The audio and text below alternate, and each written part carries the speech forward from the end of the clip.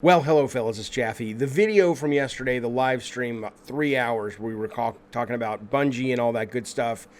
That I had to take down and edit for some copyright reasons, and it's back up. That is following this quick, preamble or addendum. So I've had 24 hours to think about it, to read a little bit more news. I wanted to give you my sort of updated and very concise sense of what's happening and what my thoughts are on Sony and Bungie. So what I said yesterday still holds very true based on just the ability to spend more time with it, logicking it out, as well as reading literal interviews from people at Sony and people involved in the deal or aware of the deal. Which is to say that, yeah, man, I think it's great. I mean, I think, I think Sony has got to step up to compete with these new kind of big entertainment behemoths, right? And a lot of people who are like, well, Sony was doing fine, Sony doesn't need to change it. It's like, yeah, they do. They do. Microsoft has stepped it up to a massive level, and with their acquisition of Activision. And even though I understand this was not a direct response to that, for over a year, we on this stream, and even when I was still working with Sony at Bartlett Jones, there was a very clear sense that Sony needed more than what they were excelling at, which was the cinematic action adventure games. Obviously, MLB is there and some things here and there, but for the most part, that was their mainstay. And the fact that the word is coming out that the acquisition of Bungie was in part, if not the majority, because they wanted to get a world-class games as a service team under their umbrella, not just to have Destiny, which we know won't be exclusive, but to have their experience and education and ability to marble their great success and great awareness of that space and how it works technically, as well as just sort of psychologically, why people buy, why people stay, why they don't churn out. That's gold, and Sony doesn't really have much of that. And so that, I think is tremendously exciting, especially later in the video from yesterday. You'll see there's a whole list of the games that Sony are reported to be working on that are multiplayer centric. They need it, man. And I think that's great. I know, whatever you think of Jim Ryan and Herman Holst, I don't have much of an opinion on them yet. I've never met them. I'm sure they're good people, but that's nice leadership. It's nice to see them go, that's a hole, let's plug it, instead of just like keep our heads down and do what we've been doing. That's a one-way ticket to, irrelevant land. What a weird land. Welcome to irrelevant land. If you're here, no one cares. But yeah, I mean, that's pretty cool to see. They're like, yeah, we know we're best in breed when it comes to these kind of games. Now we have to step up on these kind of games. I mean, think about that company. If Sony is able to take the lessons and the experience and the help from Bungie and apply it to even 3 or 4 games, maybe a new one's from Bungie, maybe Naughty Dog gets a team going on this besides what they're doing with Last of Us, which I know everybody loves the Last of Us factions, and I'm sure the new one's going to be great. But Factions was a little more hardcore, I think, than what Sony needs right now. I'm sure, like, as a B-tier game, I don't mean in terms of production quality, but in terms of, a lot of games that are a little bit too smart for the room in terms of multiplayer don't tend to do well. You got to kind of walk that line between it's just smart enough to not be what you've played a million times before, but it's dumb enough that you can pick it up and have fun with your friends without being like, okay, let me read a fucking tome of arcane knowledge to figure out how to play League of Legends and shit like that. Granted, PC is a little different. You know what I'm saying? The point is, I think it's great. I love Sony's doing that. I love they're stepping that up. I think it's a great thing. There was this article I saw today. I just don't understand this. I don't believe it. This is PC Gamer saying, if it's not exclusivity, why did they buy Bungie? And their theory, or one of their theories, or one of their biggest reasons they're positing, or hypothesizing, sorry, it's early for me here, is this idea of, a lot of people are getting into movies and TV, and so what did they say? They said, Part of the answer lies in this line of the press release. Sony believes that game worlds are only beginning of what our IPs can become. The calculus here becomes simple. Sony is a multimedia behemoth that owns a massive movie studio, but has yet to make a substantial streaming play. Bungie is the creator of one of the most popular sci-fi universes in the world, which is absolutely ripe to make the jump in other mediums. The content math checks out. I'm sorry, no, it doesn't. When you make a big... let's put it this way. When Disney acquired Marvel and Star Wars, they spent almost as much as... Now, again, it was 10 years ago or whatever, but they spent almost as much as Sony spent on Bungie. Okay, $4 billion for Marvel, $4 billion for Lucas. Those were tried and true entertainment institutions that had been around for decades. Everybody knew... Luke Skywalker, Princess Leia, Spider-Man, Iron Man, Captain America, they're household names. I'm sorry, that is not this. The Destiny universe for its fans, I'm sure is delightful and wonderful, and they adore it and they're passionate, as they should be. Nothing's wrong with that. But to claim that this brand is as well known and beloved as, Star Wars or even something like The Witcher or Castlevania, it just isn't. It just simply isn't. And so, and more importantly, unless it was that level of, top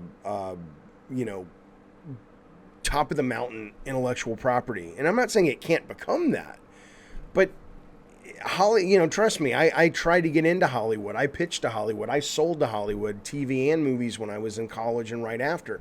It's not like they're sitting around going, we don't got any more ideas. I sure wish look at that. Somebody done thought about writing a science fiction show. Let's pick that up because we don't know how to do it ourselves. Hollywood is filled with scripts and pitches for TV shows and movies that are giant worlds and interconnected multiverse, all this shit. They're not hungry for a writer to do that, right? Unless it happens to have already proven it connects in a big bad way. And I know Destiny's great. I'm not mocking Destiny. I'm not mocking the Destiny lore. But it's not, you might be buying it for the potential of what you can make it, but that's not a $4 billion buy. So I just don't think that played as big of a role in it as these folks at PC Gamer do. But that said, though, I think it's great. I think it's a great purchase. The people who are out there kind of banging the drum about, oh, well, I don't like this because, all these big companies are, buying everybody up and all this. That, like I said this yesterday, that train has left the station. That happens in every fucking medium. And as long as you're willing, and I don't know why you wouldn't be, but as long as you're willing to explore games that are indie, that are itch.io type games, that are Steam games, that are even on console that are indie, that are AA, that, that's what happens. The big corporations come in, they make the big hits that only they can afford to make, that the mainstream really likes. That's not going anywhere. But the people who really love the art form, yeah, you're going to lose more and more as the years go on.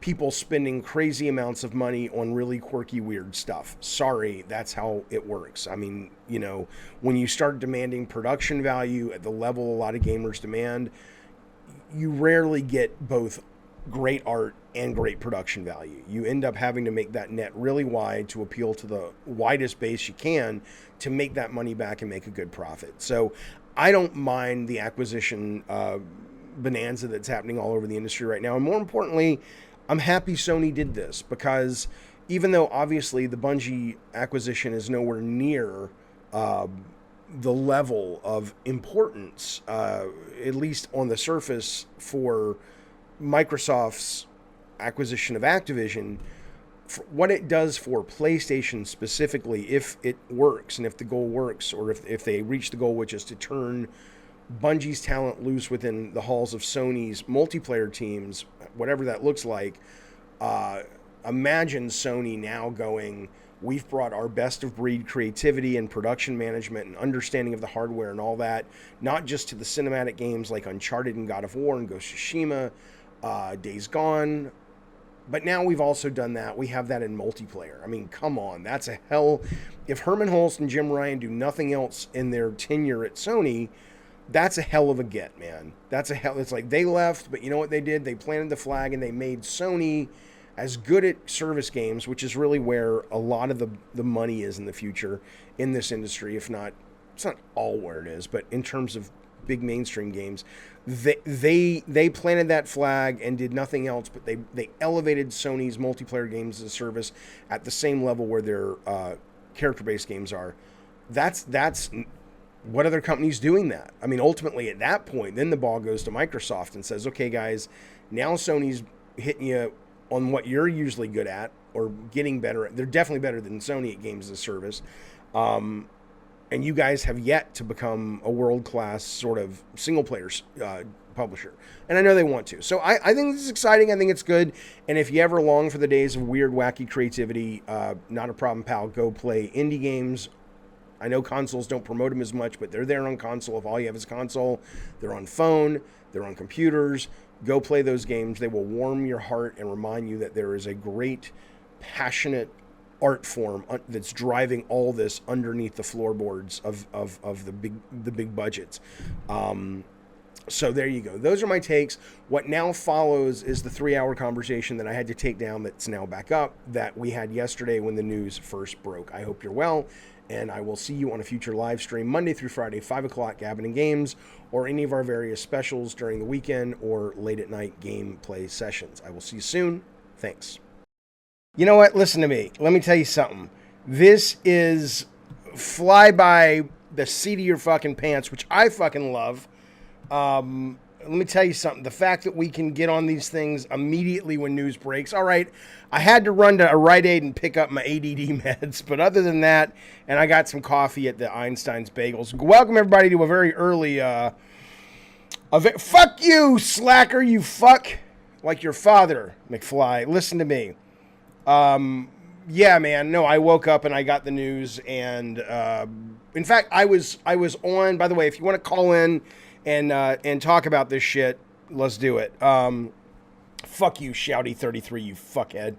Let me just tell you something. I woke up and I'm going through my comments, and Morrigan, one of our very valuable community members, says, "Hey, Jeff, are you gonna sleep all day, or did you see the news that Sony bought Bungee?"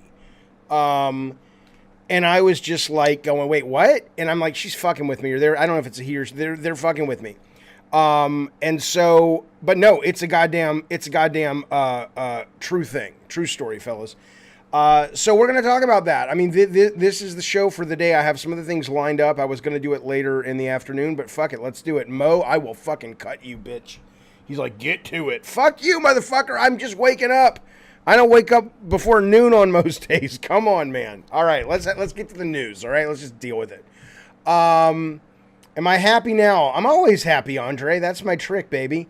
This can't be a response, though. It must have been in the pipeline, Miguel. Well, let's get into that, because I was thinking about that as well. Fuck you, slacker, you fuckhead. All right, I'm going to stop looking at the audience. I'm going to tell you the news if you want to know what the fuck is going on in the world.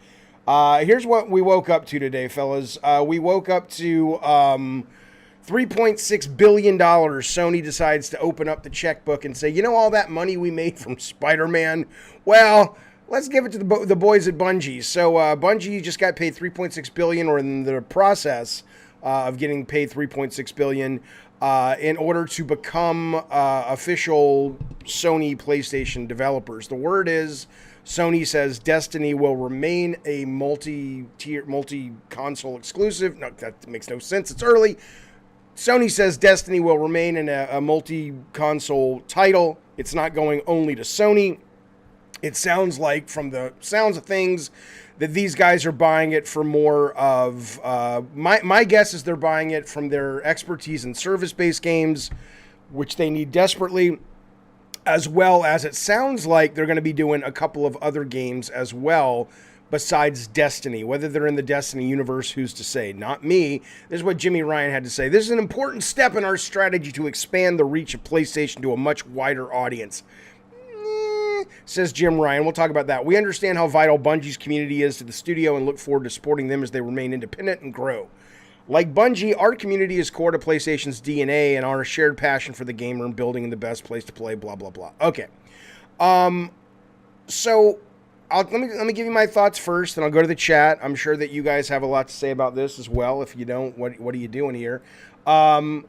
let's be clear first. This is the title of this show is Counterpunch, of course. Sony needed to do something. Here's what I don't know. I don't know. This is well out of my expertise, okay? So let's just be clear. I'm sitting around shooting the shit with you guys on this. I don't fucking know when it comes to acquisitions like this, but yes, my assumption is to announce this. See, look at the wording, and this is just one reporter. Maybe this is everywhere. Sony has announced a deal to buy Bungie. That's different than saying Sony has bought Bungie, right? I mean, I don't know how important the language is. Because when you would make games with people, you could sign something called an LOI, which meant it was a letter of intent. And what that it was legally binding to an extent. It wasn't the contract, but it allowed the wheels to start turning. So if you had a letter of intent signed, I don't know if you can do that on an acquisition, certainly an acquisition this big. But if Sony had come to Eat Sleep Play or Bartlett Jones and said, okay, it's going to take us 6 months to hammer out the contract, but we'll sign a letter of intent, which will allow you to start making some hires and things like that. So whether this was a direct response to Activision being acquired by Xbox, or whether this has been in the work for 8 months, I don't fucking know. What I will tell you is I would like to think this puts a steak knife through the heart. I don't know, man. It's early for me.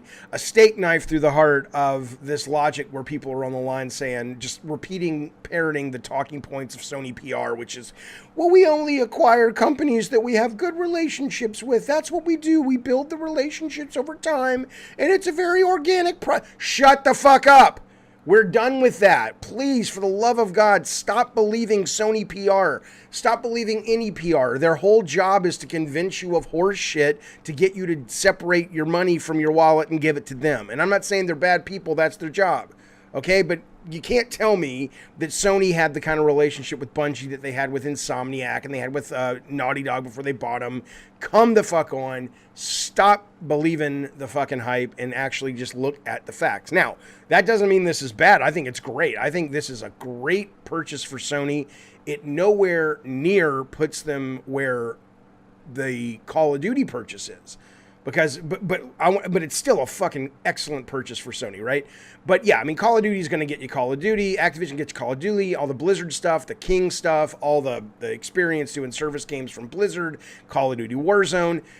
This seems in some ways like they overpaid in my opinion. $3.6 billion for Destiny. So the first thing I did was I went and looked up, is Destiny still the shit? Now, I know people love it, but I was like, I Googled, is Destiny worth playing in 2022? Apparently, towards the end of last year, there was a surge in popularity. People are still playing it. It is one of the best multiplayer MMO-style games out there. So that's great news. Because I was kind of curious, were they buying it more for Bungie or more for Destiny? And I'm like, I don't think they're buying it for Destiny so much as what this company is going to do moving forward. So let me just tell you something.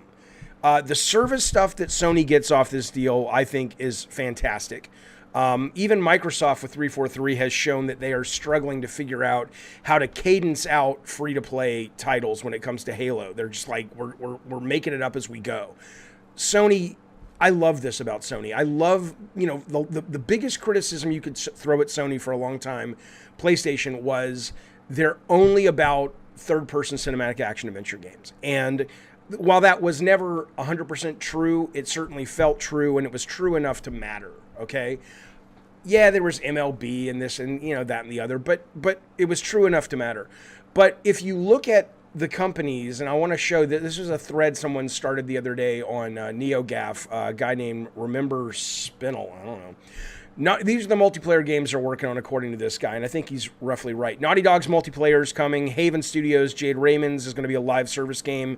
Firewalk's multiplayer shooter, I don't know what the fuck that is. I guess ex-creative director for Destiny, Ryan Ellis, is leading it. Deviation Games, who knows. Firesprite obviously is going to be doing a Motorstorm, Twisted Metal, Hybrid, who the fuck knows, and Guerrilla Games. Now you've got Destiny on top of it. You've got Bungie on top of it, maybe not just to continue making Destiny and new games, but to sort of come in and say, all right, fellas, you need this. You need service-based games, Sony, and we are one of the masters of it, and we are going to work with your teams and teach them what we've learned. I think this is fucking great, because that was the biggest criticism you could have towards Sony, and that's, once this gets rolling, that's absolutely gone. You also get insanely quality FPS games, ideally that don't have to be in the Destiny universe. Not that I don't like it, but the Destiny's not, Destiny is this kind of very, it doesn't have any conceptual hooks. You got to be into it because of Bungie or your friends or whatever. There's nothing inherent about Destiny that fulfills any kind of real fantasy for most people. It's not like Call of Duty, or it's not like a sports game, or it's not like, it's just this kind of, you don't have any characters. They're all wearing masks. They're all classes. I hope to God they're going to bring their first-person expertise to more of a single-player experience with this. I'm sure that's the plan. So I think this is great. I think it's a great fucking purchase. I will say, though, that, there is the fear, though. Well, if these guys come and they trickle down to these other studios that are creating multiplayer, I think that price that they just spent it starts to make a lot of sense. If they're just simply buying it for Destiny, I don't know if that makes a lot of goddamn sense. It's just another couple of games. You're still not going to be able to compete with Game Pass at that point. So, but if you imagine Sony with all their great third-person shit, and then let's just say 3 of these service-based games work. Let's say Destiny, whatever they're working on, and a new one, and they spread their seed out to 2 or 3 other studios with what they know about how to make this work and make it still compelling for gamers. 4 years after the fucking thing launched? I think it launched in 2017. Come on now. Then you have a real argument that Sony is still fucking in it. I agree. I was hoping they would make a bigger purchase that would bring them an IP that was more like, I wanted them to have GTA. I wanted them to have Madden. I wanted them to have FIFA, because that felt like a direct right to the fucking nose of Microsoft, and that's good. That's fun. But this makes a lot of sense at the same time. So I'm excited. I'm interested. I have some other things to say, of course, but let me see what you guys think in the chat. Do I think Destiny will be removed, says Dane Barnes of the Vermont Barnes. No, I do not, at least according to this. I think there's a direct quote that says, I'll get those super chats in 1 second, by the way. There is a quote somewhere. I saw it earlier this morning, where at least what I saw this morning said that they will not be making this an exclusive to Sony platforms. Okay, let me get some of these super chats. We got Austin Kane. Oh, I love the last name Kane. Let's get that, although I spell mine with a K. Where you at, Austin Kane? Austin Kane says, Bungie would be great for a new Killzone or a reboot of the series. I don't know what the series is, sir, but I will agree with you that... I would not agree with you about that. Yes, they would be great. First off, I think Bungie is filled with creative people. The last thing I imagine they want to do is be like, hey, we're buying you, make Killzone. Which, no offense to Killzone, no offense to Resistance, they're B- level franchises. Not games. I'm not saying they're B- level games. I'm saying the Killzone brand had numerous iterations to prove that it could connect to the zeitgeist beyond the hardcore. Never did. Resistance, similarly. I understand that these were primarily on PS3, which wasn't the main system at the time when these were out. People were buying Xboxes, 360s. That said, no, these guys should be doing something different. But I don't know, Austin, what the series is. A reboot of the series. Maybe you're thinking Resistance. I don't know if that's what you mean or not. But I want to see new shit from them. I'm tired of all this fucking old shit. Give me some new fucking IP, especially from a creative fucking powerhouse like the fellas at the Bungee. Sony says, Christian R, thank you for the super chat, both you guys. Sony is going to churn out a movie or TV series as well. I mean, yeah, whatever. I mean, honestly, who cares, right? The fact that this is Sony you're talking about. Sony's got... they're making Uncharted, they're making Twisted Metal probably, they're making The Last of Us, they're probably going to do a God of War, they're doing Ghost Tsushima. I don't think Sony is hurting for things to funnel into PlayStation's PlayStation production pipeline, but sure, I mean, great, make a Destiny TV series, who cares? I'm not poo-pooing your comment, I appreciate it, and I understand what you're saying, but I can't imagine that's why. If you're going to go after a brand that has IP for a large point of that, chasing that brand is its intellectual property to turn into movies and TV, I don't think you would pick Bungie. They own Destiny, and it's, as a brand, it doesn't travel much beyond the hardest of the hardcore gamers in terms of caring about the history and the lore and all that. I think you'd go after Konami at that point, not because they're games, but because I do think Metal Gear, I do think Silent Hill, if you're getting it for movies, makes sense. Certainly Resident Evil, but I do not think, Christian, that this is the main reason they bought them. Not that you're saying that, but SM says it's mad early today, Jaffe. Baby, the sky is falling. I want to tell you something real quick. We'll get back to Destiny. Right? Come on now. This industry never sleeps. This is the most exciting industry to talk about, be a part of. I was a part of development, not a part of development anymore. Always hate it when people talk about games, think they're part of the industry. I am outside with the nose pressed against the glass, fellas, just like most of y'all. But I enjoy that because there's always something happening on the inside of the glass, and I don't have to be inside the glass, which means I don't have to fucking crunch. Fuck you, I win. All right, let's keep moving. We have Adam Savoy. Hello, buddy. He says Bungie is working on new IP. I'm sure they are. Somewhere in this, I saw, and maybe it was another article, I saw two things that I'm not seeing here. The first one was, we are not making this exclusive. We're not taking Bungie away from Microsoft, which, I mean, maybe that, I don't know, maybe that makes sense because it is a service-based game and it's cross-play and all that. And they would actually hurt the value of the brand if they did that, unlike a standalone Call of Duty, for example. But the other thing I saw was that, yeah, they're plural. They're doing new games. But the way it was written was it almost sounded like they were new games within the Destiny brand, which I hope not. It makes some new shit. You guys made Marathon. Okay, great. Loved it. You guys made Halo. I wasn't there for the Halo heyday back in the Bungie days, but I know people adored it. Don't fucking stick with Destiny. Make some new shit. Have they played a Bungie game from the last decade? They are bad, says Eddie T. The talent behind Halo and games like Marathon, Myth, and Oni is mostly gone. I forgot about Oni. I don't know if I would agree with you on that, only because if you read the current, that was the first thing I did, by the way, was I went to this article. I was like, is Bungie still relevant? Because is Destiny 2 still relevant? People still say Destiny 2 is a crackerjack hell of a goddamn game to play. Do I think Destiny will be removed from Game Pass, Dane? Destiny's already been removed from Game Pass. I think this is its last month.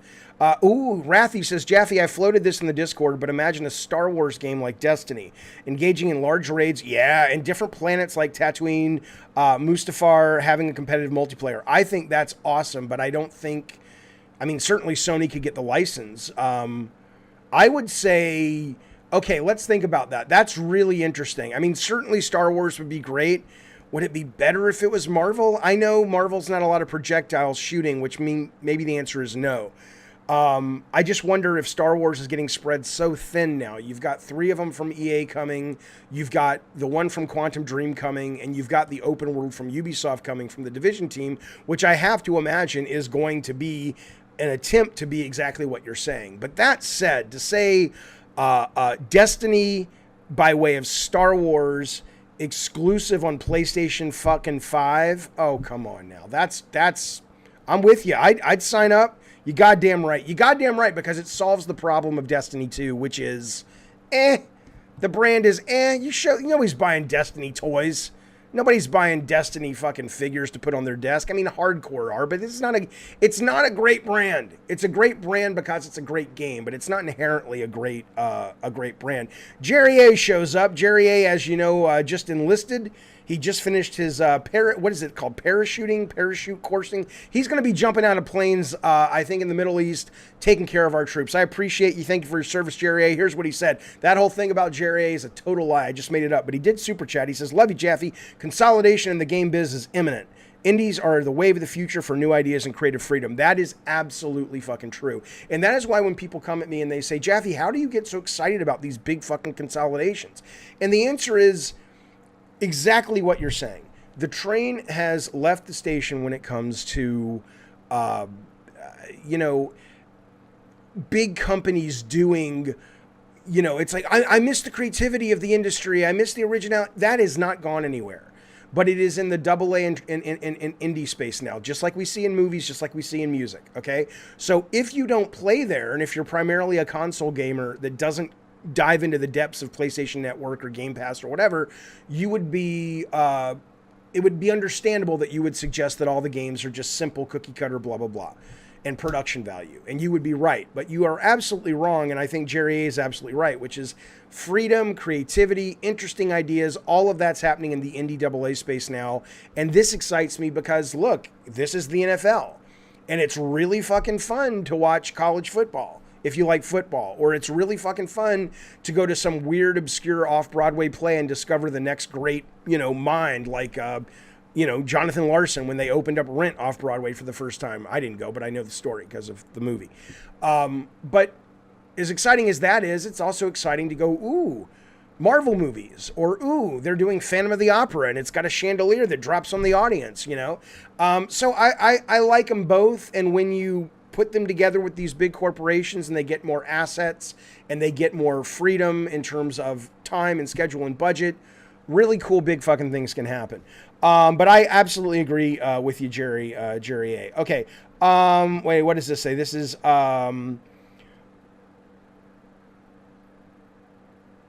Killzone is a dead brand, says Matt DeMarco. I don't know if it's a dead brand, but it should be.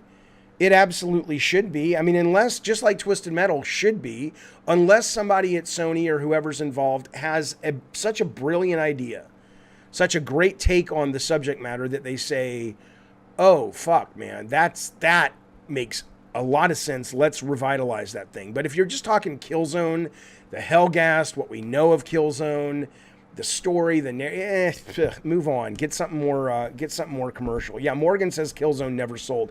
It sold, but it never did what I think they thought. Drowned by Fire, thank you, buddy. He says, what's the real big acquisition? Let's stop playing It's Coming. So what is it? Oh, you need commas, sir. What's the real big acquisition? Let's stop playing, comma, or semicolon, or period. Let's stop playing. It's coming, period, comma. Either one will work. So what is it? Okay. Well, okay, it's a good question, and it's certainly one that makes a lot of sense to think about in light of this. So $3.6 billion for Sony, that's an unusually large amount of money to pay. That is about half of what they paid for Bethesda and all that comes with Bethesda at Microsoft. This is almost what Disney paid for Marvel, which is crazy now when you think about it, but that's Disney's doing in a lot of ways. And that's what they paid for Star Wars, right? So it's an insane amount of money. I still think they overpaid. But here's why I think this could be their big one. Instead of going after Take-Two or EA, this could be their big one. If they have a plan in sight, I mean, I want you to think about Sony as what I'm going to describe. Let's assume Sony continues to have all of their third-party stuff continues to work. You've got Ragnarok, you've got a couple of new Naughty Dog games, whether it's Uncharted, Last of Us, new thing, whatever. Corey reportedly is working on something brand new. There's a new Ghost Tsushima coming, we know that. Who knows what Bend is working on. So that hasn't changed, which is wonderful. That is the foundation of that software company. Okay, great. If what I said earlier is true, and that bringing Bungie into the fold not only allows them to have Destiny 3 or whatever and some new service-based games, but it allows their expertise across the board in first-person shooters and service-based games and the cadence of rolling out content to keep people engaged. How's that work? If Sony suddenly has 3 of the coolest, best service-based games exclusive to PlayStation, and they have Destiny, which sounds like they're going to keep multi-platform forever, and they have all of the basic games, not basic, but the games that Sony is known for, then it becomes a little bit harder. Before, when you were kind of going, why would I go to Sony over Game Pass? Yeah, you're missing out on 2 or 3 games a year that are great cinematic action adventures, but you can't build a whole platform around that. Well, if that's what their goal is with Bungie's acquisition, I think that becomes a very compelling piece of hardware to own at that point. I mean, it already is, but right now with the Activision thing, it kind of had pushed Sony to the GameCube realm, which is you only buy it for the exclusives. But all your friends and everybody else and casuals and mid-cores are playing on Xbox because it's a better value. But now you start to go, I don't know about that. But, I mean, would it be nice if they bought a Take-Two? Would it be nice if they bought an EA, assuming that the licenses to the sports brands came with that acquisition for a very long time? Yeah, absolutely.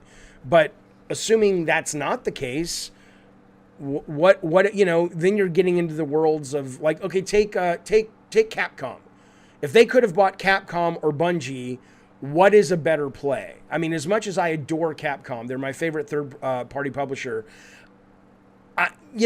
For a business, Bungie makes more sense if they are trying to get their games as a service up. You buy Capcom, okay, you get Monster Hunter, Resident Evil, Devil May Cry, and Street Fighter. And all those are brilliant, but they're still just these kind of, other than Monster Hunter, which is kind of servicey, standalone experiences.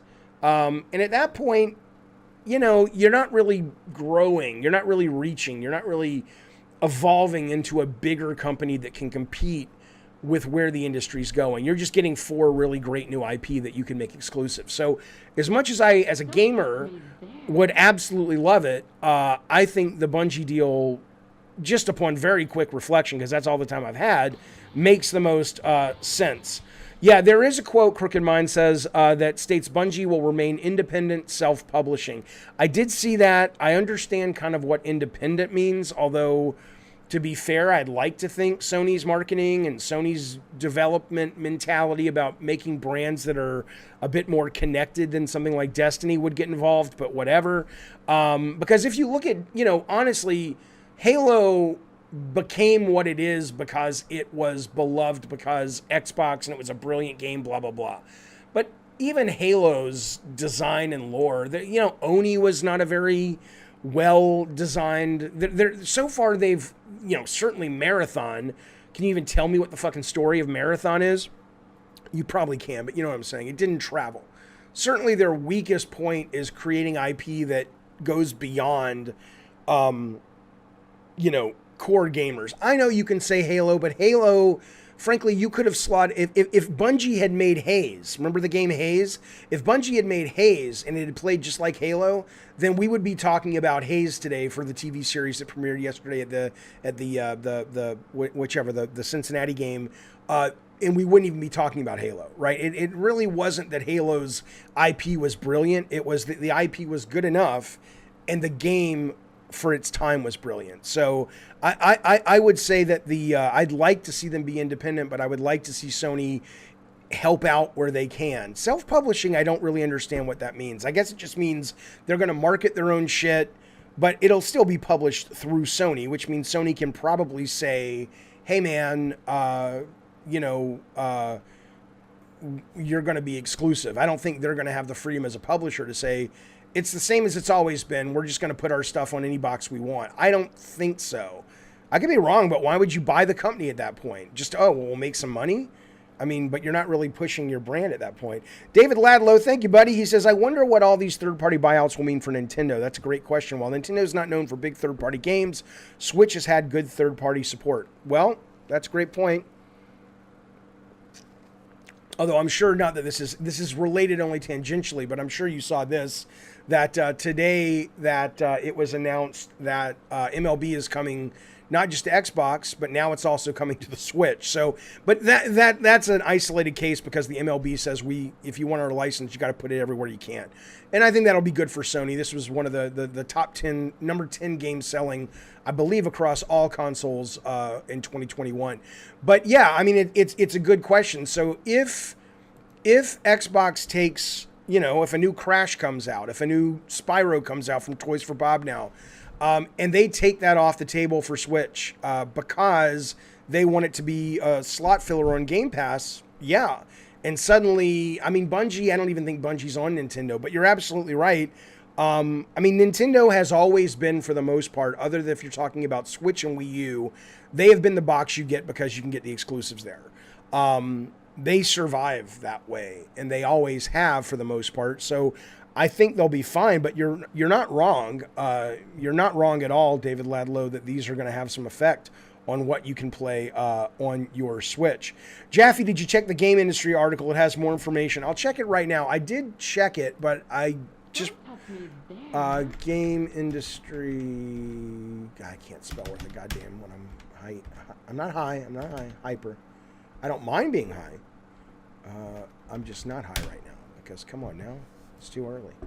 All right, let's see what he's talking about. Sony buying Bungie, we got that. We know that. Thank you, sir. Oh, God, don't forget Ratchet movie. Oh, God, that movie. I didn't see it, but I know, it was just people say it's a fucking dog. Well, I'd like to see the article, good sir. Let's go to Porygon and see what they're saying. Oh, anime clothing. Really? Come on now, really? Polygon. Come on, don't make me send you a clip of the newsroom, tell you how important it is to be, not first, but you got to be timely. Kotaku? Who's got this story? Come on, you guys. There we go. So, okay, let's see what they're saying. Yeah, independent subsidiary of Sony Interactive, self-publish and reach players however it chooses. That's in contrast to past acquisitions, which have seen previously multi-platform go exclusive. Bungie will remain an independent. This is an important. That makes no sense. In addition to big plans, Bungie's popular. They're also working on other projects, including an original new IP that was scheduled to release 2025. Good. And Sony must have seen that original IP and gone, yes, these guys are more than just Destiny, which is great because if it's coming that soon, they've seen what they're working on. Blah blah blah blah blah blah blah blah blah blah blah blah blah blah blah blah. I'm heartened by the progress we made. It's not enough and it has taken too long, Bungie says in December. It also does not sweep away the bad experiences people had at our studio. Talking about the toxicity that was reported to be happening at Bungie along with a bunch of other studios. I mean, that is a very interesting, weird, strange, stupid comment. Bungie will report it. I mean, at least when Phil Spencer came out and talked about Activision, the language was intentionally, you would assume, so non-specific that you could start to go, okay, what is he really saying? And ultimately what he was really saying, it's coming into more and more focus, is that, yeah, we're going to fulfill our contracts, of course, with Sony and having Call of Duty on until 2023. But after that, who knows? We could pull all of that internally or exclusively, or we could have Warzone be the service-based game that's everywhere and all the other stuff is going internally or exclusively. But this is, let me read this again. Sorry, Bungie will remain an independent subsidiary of Sony Interactive Entertainment after the deal closes. Fine. Leaving it free to self-publish, fine, and reach players however it chooses. What's weird about this is reach players is the quote, and however it chooses is not the quote. So that's the only get out of jail free or wiggle out of jail card you got. Because if you take it at face value to self-publish and reach players however it chooses, ultimately, I mean, obviously that reads like you can put it on whatever platform you want. At which point, what are you really getting? You're not getting you're not getting their new IP exclusively. You're not getting Destiny exclusively. You're getting their great value if they've agreed, but it doesn't say in this article, to come on board and help lead the charge of all your other service-based games. Why would you make this purchase then if you can't put the squeeze on the competition? I mean, is it just that you looked at how much Destiny 2 makes and you multiplied that by whatever your multiplier is and said, okay, we're going to make, over the course of 8 years, if things continue, we'll make, 12% profit? Is that what we're talking about? I mean, that's a really weird fucking thing. But yeah, I appreciate you bringing it to my attention, Aiden. That's bizarre. That's very fucking bizarre. Jim Ryan said Bungie will remain. Yeah, that exactly. I don't know, Crooked Mind. That's what we were just talking about. I have no fucking idea what in the goddamn Sam Hill, that crazy old British man who's really only 2 years older than I am, is smoking, because that's fucking bizarre. Okay. Let me get... Okay, so Anthony says, Jaffe, thank you for the super chat. He says, Google most populated MMO. Okay, you got it, pal. You got it, pal! Most populated MMO. Boom. I did it. What is it? What it doesn't happen. Hang on. Okay, yeah, Destiny is behind World of Warcraft. Great. I'm not sure what your point is, but yeah, I mean, we know, like I said, we know Destiny is a successful title, but like I said, it's gonna be on all these services. What's the fucking point? Why is Sony picking it up? But I hear you, and I appreciate the super chat. John Goats. Oh my God, are you that there's a family goats in New York, upper state New York, and they had that whole class for serial killers. That your mom is crazy. I saw her on the goddamn television. I appreciate the super chat, John Goats. Let me find it though. I like to pop it on the screen. Kyle Jones, thank you for the super chat. Kyle Jones ain't saying nothing. He's just like, here, Jeffy, take my money and put it up your butthole. I appreciate it, sir. Thank you very, very much. Here's Trown by Fire. He says, look, Jeffy, why do you never include the studios Sony could gain from Capcom, Take-Two, and so on? They would have manpower to make games for the new Plus. Is that not a good reason? Well, again, when I look at Capcom, all I'm telling you is if you're buying Capcom, you're not necessarily buying them for the studios. You're buying them for the studios that can make the IP that are successful. Why would you, you maybe be a little bit more specific of which ones you're talking about. Take-Two certainly has Zynga, and Sony has struggled mightily to get a really big foothold in the mobile space, so getting Take-Two would certainly help with that. But other than that, obviously we've talked about, we know they would get Grand Theft Auto. We know they would get all the Rockstar developers. We know, Ken Levine's company would come with them, but, Ken said, he's like, this is it's skunkworks right now. We're trying to figure out if this thing's actually possible. So trust me, it's not, I'm not excluding for any political reason or any nefarious reason. I'm not exactly sure, what you are referring to. Okay. John Goats. Okay, I can't find your... I know what you said. I'll read it, but I wanted to pop it up on the screen, but I just can't... Oh, is that it? There it is. Good. Yeah. Johnny Goats says, could you see Sony saying it stays multi-platform as a selling point? They don't need exclusives, but they need to keep Final Fantasy and others from being kept off their platform. Wait, what? Could I see Sony using, quote, it stays multi-plat as a selling point? They don't need exclusives... Well, they do, but they need to keep Final Fantasy and others from being kept off their platform. Oh, are you saying they do it so it makes Xbox, who might buy Square, which I don't think would happen, become more of a, well, Sony's not playing hardball, so we don't have to play hardball? Is that, because why would you, if you have this, why would you do that? Why would you not, if you're Sony especially, why would you not go exclusive? At that point, you really are just looking at Destiny as wow, it's a cash cow that maybe we're not aware of. And it's like, I don't give a fuck whose system it's on. Put it on the fucking new Intellivision coming out. It's just that thing prints money and we need money. Sure, but I've never heard people talk about Destiny that way. Back in the day, they talked about World of Warcraft that way, but they don't even talk about World of Warcraft that way anymore. So Johnny Goats, again, like I said, I appreciate all your family's done, and you seem like a smart fellow, but I don't know what you're talking about on that.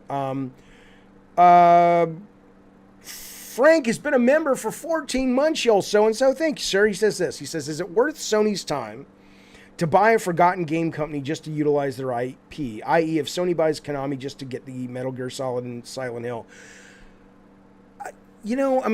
That's a... So Silent Hill and Metal Gear are hardcore franchises, okay? And Sony has more than enough creative talent that if they want to get into making a spy franchise or a horror franchise, unless they're getting something with it like Kojima, would be like, I'm going to have my own studio, which he already has, and those will come into my studio. And there's a way, because, those titles haven't done, I think Metal Gears usually do about 5 to 6 million compared to like Spider-Man making 22 million and God of War 2018 doing over 21 million or something. Why in the world would you spend, if you spend a little money on the IP? But I think when people talk about Konami being in the mix, unless you're talking about their soccer game, in which point I know it's in bad shape and Sony doesn't have a lot of experience building soccer games, and it's a license deal at that point. Sony could just spend the money to get a license, I assume. I don't. That's why when I tweeted last night, I don't think Konami's that great of a purchase for them. I would rather see them make their own shit in those genres like horror and spies. Okay, new board game design. Let me see if I can get these caught up so I can put these on the screen. I apologize, fellas. Hey, there's our good friend Tony Barnes. Tony Barnes says, and I know we got some new people watching. Tony Barnes, if you don't know, is Video Game Royalty. He is the designer of one of the designers of the Strike series from EA. He also was the lead designer on the new Strider that came out from Capcom recently. He's working on some new stuff now. He says, Jaffe, you're speaking truth. Too bad the chat will just go in circles about individual games versus the bigger picture. You goddamn right. You and me, Tony, we're going to hit the road. We're going to do a stadium tour and tell all 8 people who show up all the goddamn truth. Morgan says Street Fighter ain't niche. It's just not the biggest fighter. It's niche. The genre is niche, and it is niche. It's not niche meaning it doesn't make money. It's not niche meaning that it's not valuable. But comparatively speaking to Spider-Man, God of War, even Destiny, it's niche. And it's not an insult. I know CR3D. Marathon was only on the Apple. I know, but I had the Apple, so I knew what it was. Okay, and that's the first time I ever heard of those guys. Okay, I'm getting to these new super chats, and then we will keep talking. I just want to make sure these guys get their things read because they paid hard-earned ducats. Lyro says, saw my reply on Twitter earlier. Come on, some of your friends are close to Sony, right? Yeah, but they don't. Look, all I was saying, he was saying I must have known about this or whatever. All I was saying is the things I do know about, I don't say because that's not my place to say. But I did not know about this. Jaffe, do you think it's just PR nonsense? Do I think what is PR nonsense? Okay, here we go. I'm getting to these new chats. Thanks, fellas. Kyle Jones, thank you, buddy. He says, I wonder if this is more of a play for Spartacus. All expansions available for free with exclusive Strikers exotics. I don't know. It's a great point. Look, I think no doubt they're going to do something with it they're going to do something with it to merit or to justify what they've just purchased. But even that, though, is like, why not just make a deal for $20 million or something to get the expansions, the next 3 expansions or whatever it is? Why spend $3.6 billion if all you're going to get is, some new games that are going to be multi-platform? I hear you, and it's not a bad idea, but you guys tell me what I'm missing, but am I correct in saying that this purchase makes no sense if at face value it is what it says, which is here's $3.6 billion. You guys are continuing to have your freedom. You guys can make what you want and you can sell it however you want on any platform. Enjoy our $3.6 billion. The only thing I could think of at that point is maybe they knew that Microsoft was going to come in with an offer, and they're like, that offer's going to have to wait until I'm making shit up. I have no data on this. I'm just trying to figure out what it could be based on what we know. Maybe Activision's deal has to close first. That's at least 6 to 18 months away. We can activate this and be done in 4 months. I don't know. Why else would you do it? And at least that keeps it from being exclusive on the other guys. In the Activision acquisition because of what it means for Game Pass, right? There was a great article today, here it is in the Wall Street Journal, about, and if you don't subscribe, don't worry, it's February, which means your article stuff is rolled over, so you can get 5 free articles. They're really strict on their paywall, which they should be, that's fine. But, it's all about how Disney, HBO, stuff we always talk about. It's about sort of the monster that is churn and subscription services. And it talks about, this was Hamilton. Hamilton comes out on Disney Plus. These were all the new subscribers. And then within 3 months, they had lost a large percentage of them because they just signed up for Hamilton. Here's HBO Max with Wonder Woman. So, this is common. You get spikes and then people unsubscribe. That's the way it works.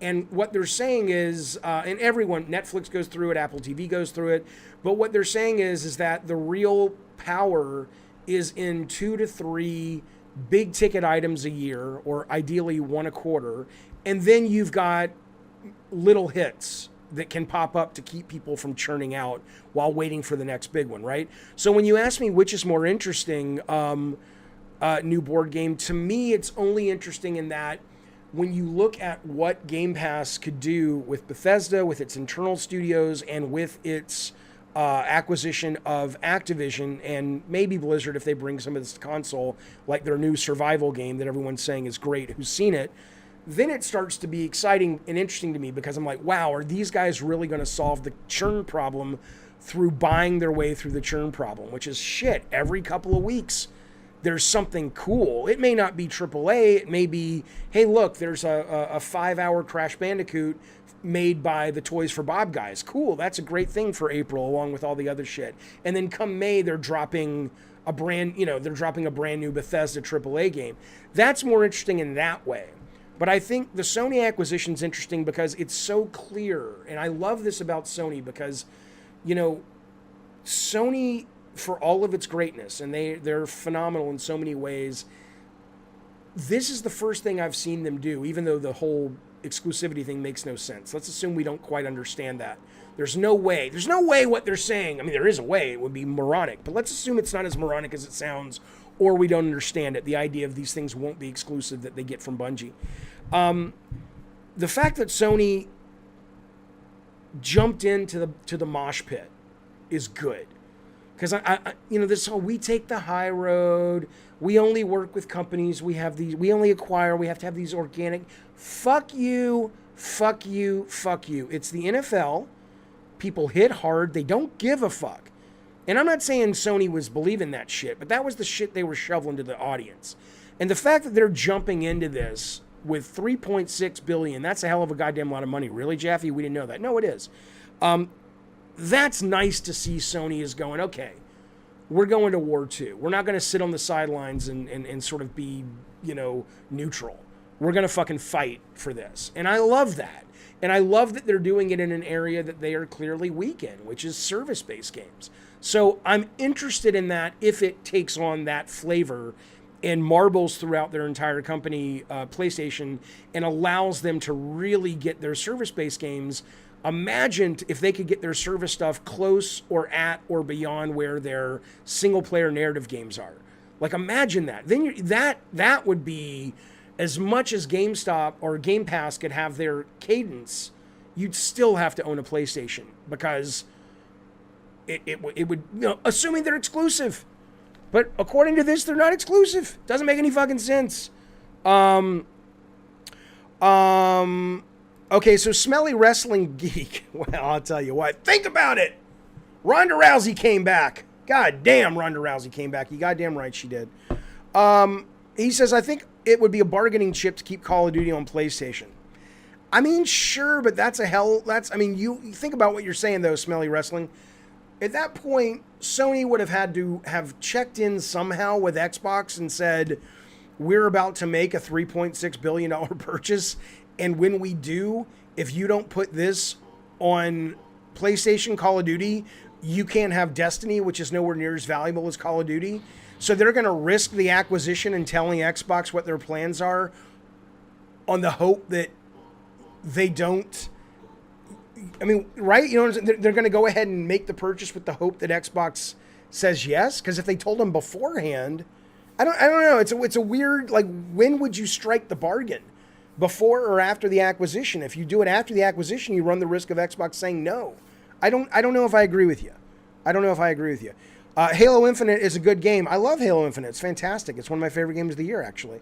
Dehil25 says Destiny is not a bargaining chip for Call of Duty. I agree. I mean, I understand the logic, but I don't think it holds that well. Okay, Top Gun Zero says, you're missing the big picture, brother. They can invest in Bungie and create a Call... Okay, they can invest in Bungie and create a Call of Duty killer and reduce their market share. What? You're missing the big picture.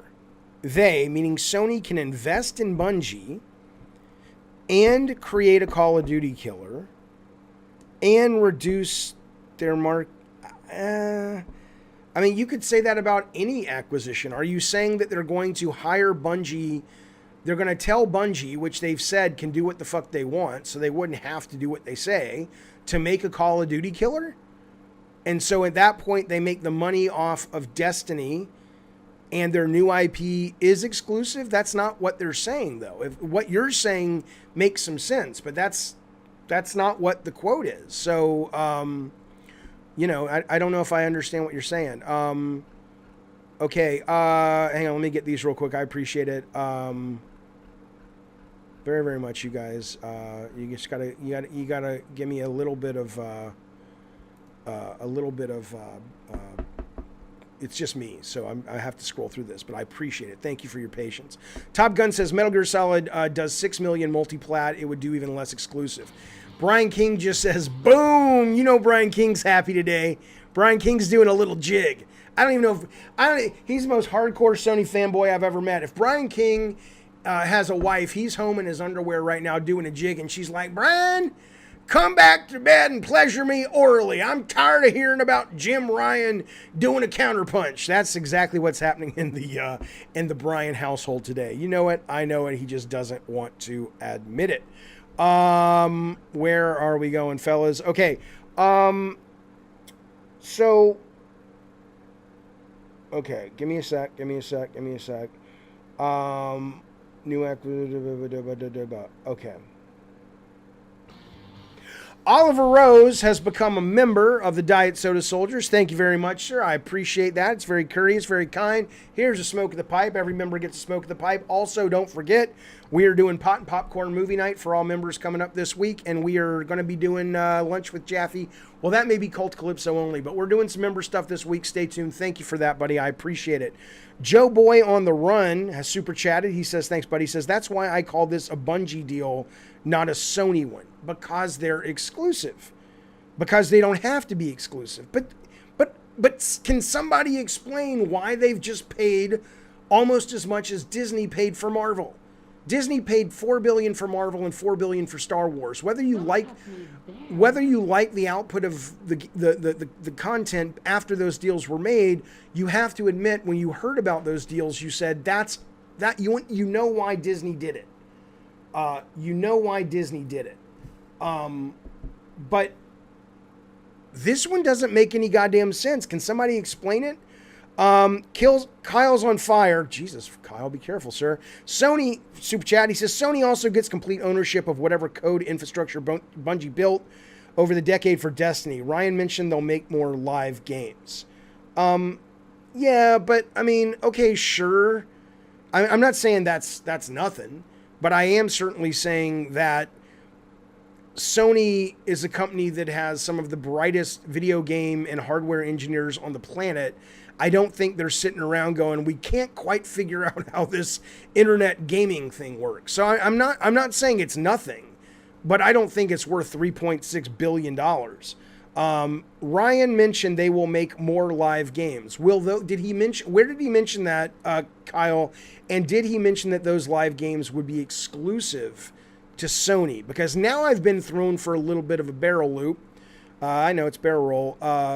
When I read that quote that they said they can put these wherever they want, basically.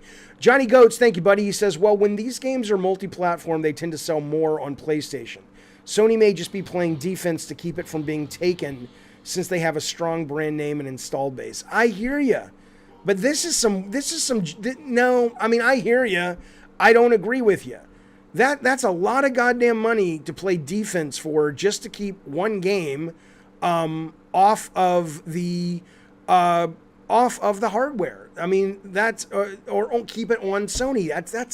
That doesn't make a lot of fucking sense to me. Maybe it does to others, but not to me. Byron, thanks, buddy. He says, Jim Ryan has apparently said there will be more acquisitions. The question is, will it be individual studios or a publisher?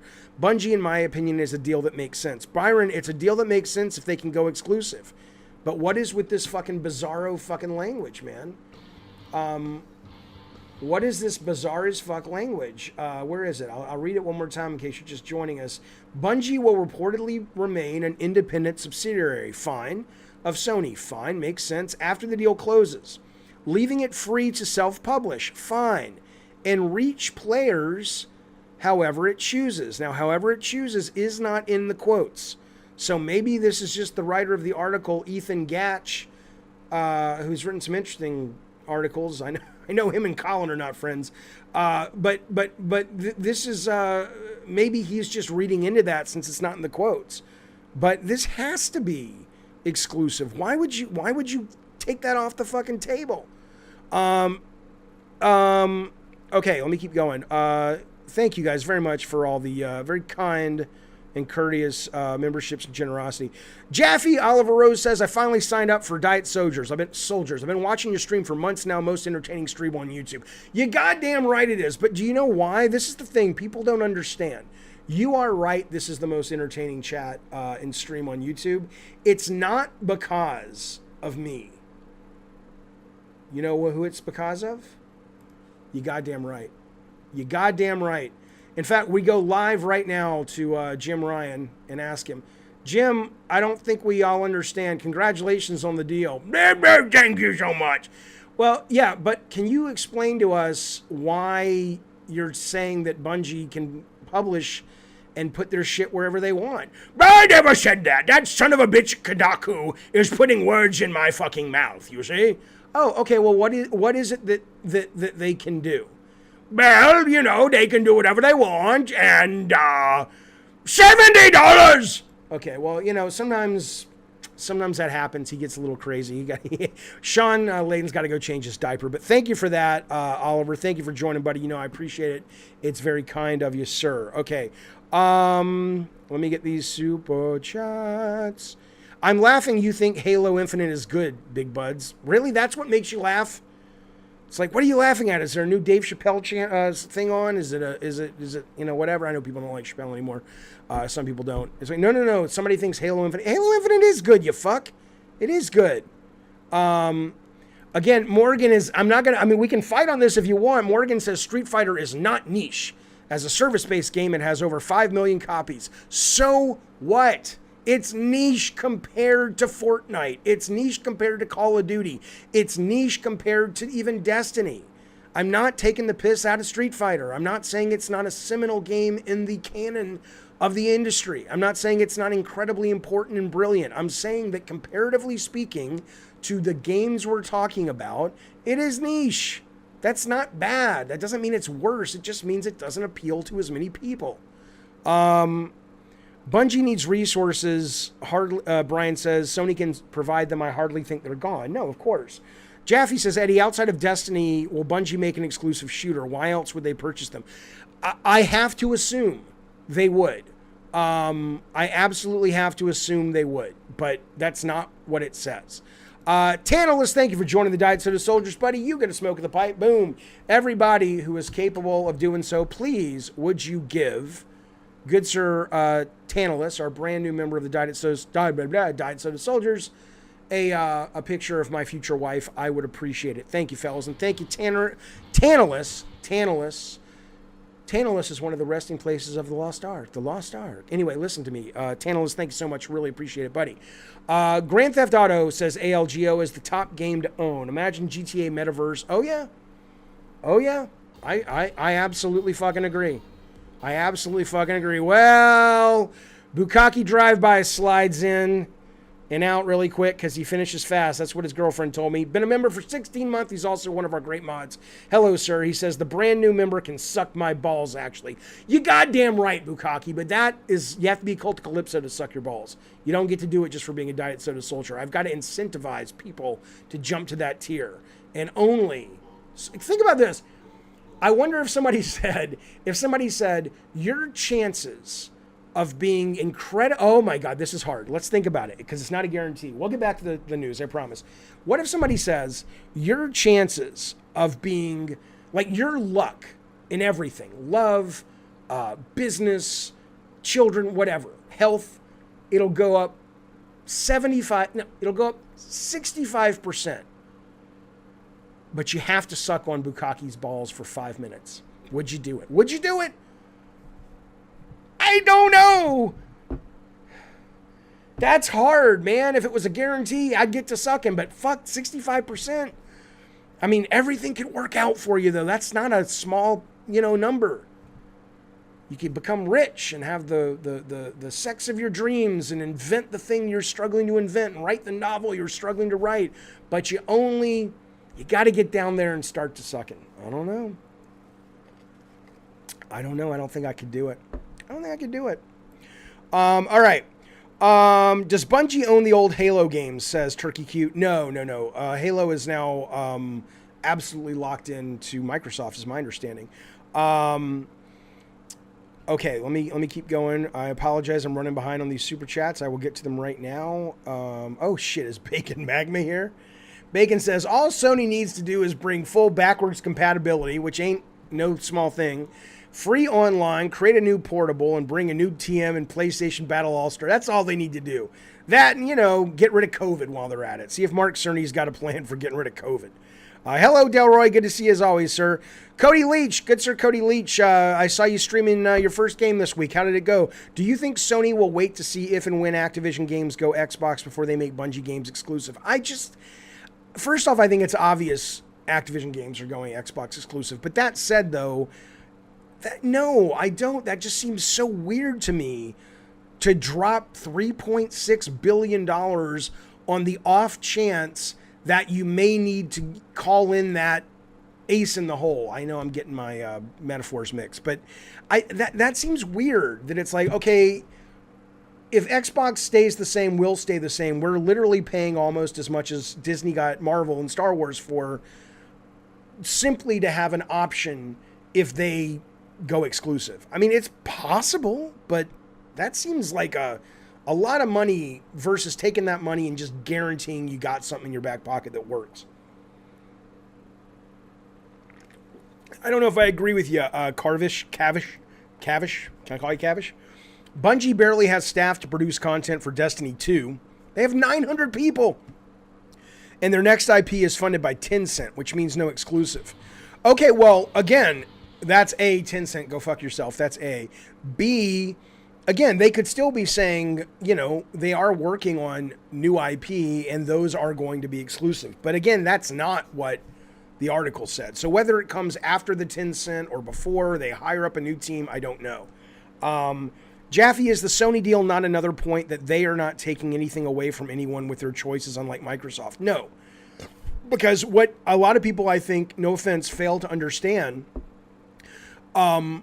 is, the PR war it's not, 99% of people who spend the kind of money you have to spend to get into console gaming hobby aren't walking around going, I'm buying this company because they didn't stick it to us to the fans like Microsoft did, or they didn't stick it to Microsoft like Microsoft stuck it to Sony. I just don't think you can't do business that way. There's not enough people who give a shit about that stuff that if you're playing to the people in those seats of the arena, you're playing to like 2% of everyone who shows up to buy a ticket. You'll go out of business, I think.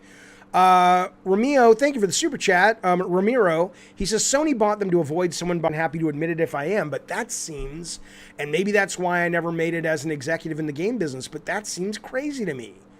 You're going to spend 3.6 just to play defense and get nothing out of it except protecting a brand that is not synonymous with your platform. Destiny's successful. It's not Fortnite. If it was Fortnite, I could start to understand it. But Destiny 2? You're going to spend $4 billion to make sure that Destiny 2 gets to stay? I don't know if that makes any real fucking sense. Was MLB The Show going multi-plat good or bad for Sony? I think it was a little bit of both. I think probably in the long run it was bad. I think it was good because it allowed them to keep it, and they've made some more money off of it. But I think at this point, and I don't know, I don't have the data, but at this point, the money they made and will continue to make off it being multi-platform is probably not worth the money they made that they could have made off licensing of every game ever sold on PS5 hardware if people would have bought PS5 hardware to play MLB. But I mean, I'm sure they ran the numbers and ultimately they were going to lose the license anyway if they didn't go multi-platform. So it was certainly the right thing to do because I think it's better than not making the game at all. But if you're asking if they had a choice, I think it would have been a better choice to stay exclusive. But, okay.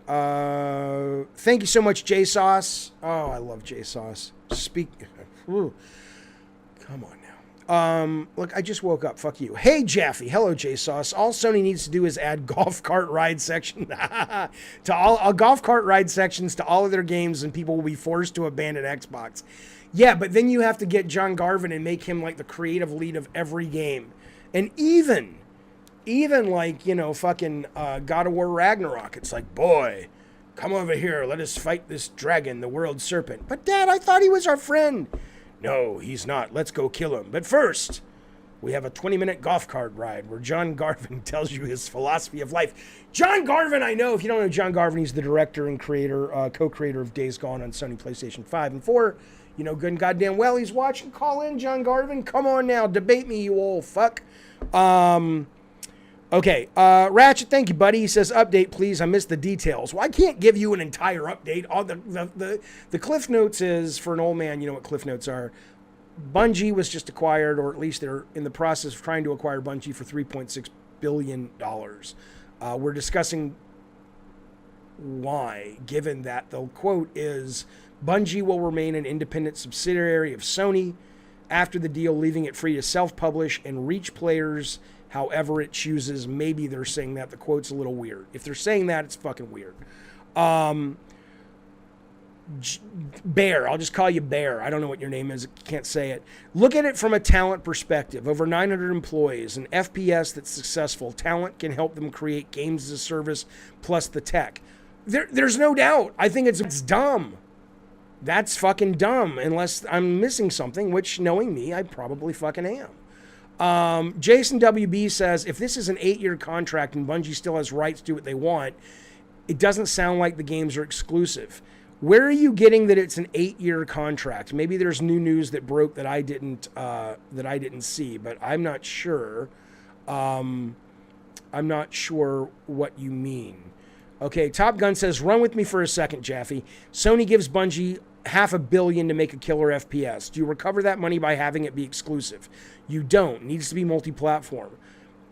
Again, you're just making things up. You don't know that, and I don't know that. Because another thing I could easily write is, run with me for a second, Top Gun Zero. Sony gives Bungie $500 million to make a killer FPS.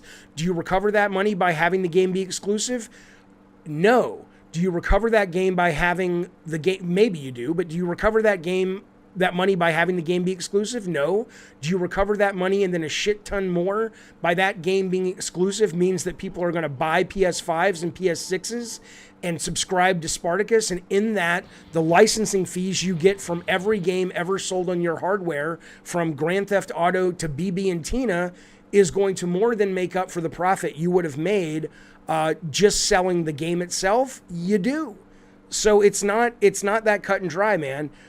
Joshua 3, I will get to your super chat. I will not leave anybody out. But it just takes me a little bit of time, and I'm grateful for that. Thank you, guys. Do you think there's a connection with Discord being on PlayStation today and Bungie? I don't know, Derek. I'm seeing some news hit that about Bungie, and not Bungie, Discord and PlayStation, but I don't think they've bought them, right? I know you're not saying that. I saw some people saying they bought them, but it just being on PlayStation, no, I don't see a relationship there. I don't see there's a connection. There might be though. Lyro says Sony bought Evo, then why not Capcom? I'm not saying they shouldn't buy Capcom. I'm just saying that ultimately, if you're looking at what you get for Bungie versus Capcom, I think Bungie financially makes more sense than Capcom. That's all I'm saying. I love Capcom, and I like these exclusive deals. I think they help usher in streaming, not streaming, but sub services, which I know some of you guys don't like, but I love sub services. I think they're right for the industry. And I think it's a great developer. I'm not saying you shouldn't buy them, but I'm saying if you had to choose, check out the Game Industry Biz. I think we did that one already. We already did that one? Yeah, I think so. Let me make sure we're all caught up. Okay. Brian King says, Xbox is dead. Sony bought their daddy. Again, the wife is like, Brian King, you come back to bed. ENR100, welcome to the Diet Soda Soldier. Sir, here you go. There you go. Boom. Smoke some of the reefer, good sir. And then don't forget, Pot and Popcorn's coming up this Saturday night. Members only. Hope we'll see you there, good sir. ENR live. I'd love to see you there. We eat the popcorn. We watch stupid, horrible movies, and we smoke the pot. You don't have to smoke the pot or eat the popcorn, but hopefully we'll see you. Thank you for that, though. I appreciate it. Just tuned in. What a crazy way to start the day, says Izzy the Gamer. You goddamn right it is. You goddamn right. Josh says, Jaffe, didn't you say earlier don't listen to PR talk? I did. Something from Bungie in the future will benefit. Well, okay, hang on. Joshua, thank you for the super chat. Jaffe, didn't you say earlier don't listen to PR talk? I did. Something from Bungie in the future will benefit Sony only. Yes, but PR talk is different. I'm not talking about... when you have a direct quote that says, how does this deal work, Jim Ryan on whatever... What is that? The CNET or whatever? Oh, well, they're going to remain an independent subsidiary. They can self-publish and reach players, if he actually said, however they choose. That's not PR speak like, well, at Sony, we like to acquire companies that we have an organic relationship with that we've built over decades. That's PR talk. Literally, when you acquire a company, there is a regulatory form that has to be filled out for people who own stock or buy stock, or I forget what they have to be, but it answers all of these questions about what the acquisition is about and why and what you're planning on doing with it. Xbox filled one out for Activision that you can still see online. It was out last week. So this Jim Ryan quote is about the deal exactly. If Jim Ryan is out there talking specifics about the deal and he's not using vague language, and in not using vague language, he's clearly telling people incorrect things about the deal. My guess is he could get in a lot of fucking trouble for that in terms of fines from the federal, is it FCC? Who's the one that watches over the stock market and all that shit, right? But yeah, PR talk, sure, but there's a difference though. There's a difference. All right, one sec, fellas. Okay.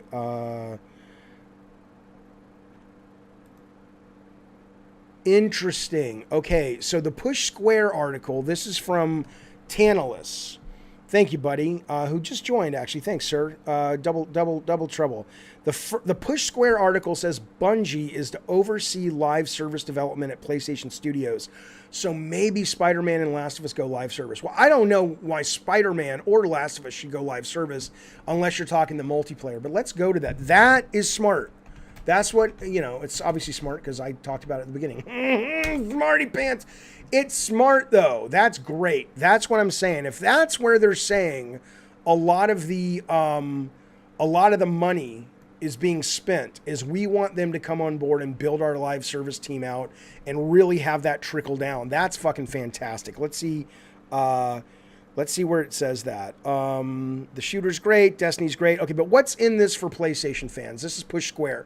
Honestly, it seems like there's very little to be excited about on the surface. The studio will be installed adjacently to PS Studios.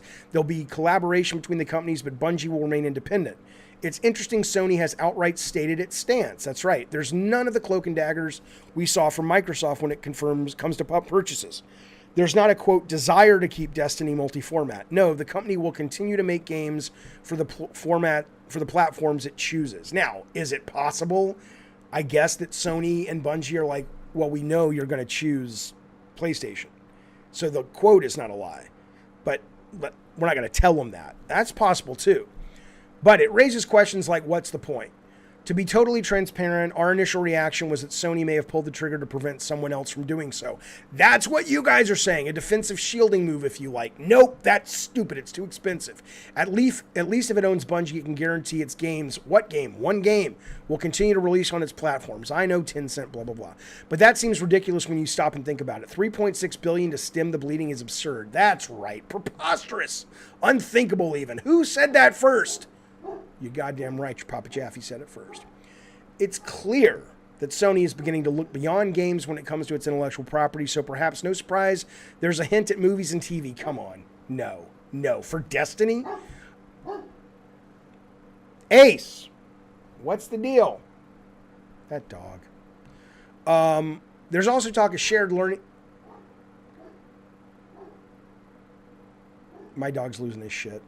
There's also talk of shared learning on live service games, that's where we get to it. And while it may be nightmarish for some PS fans to read, it's clear that the tenure of Herman Hulst at PS Studios boss is going to come with a lot of multiplayer-focused titles. It has to. It's the right thing to do.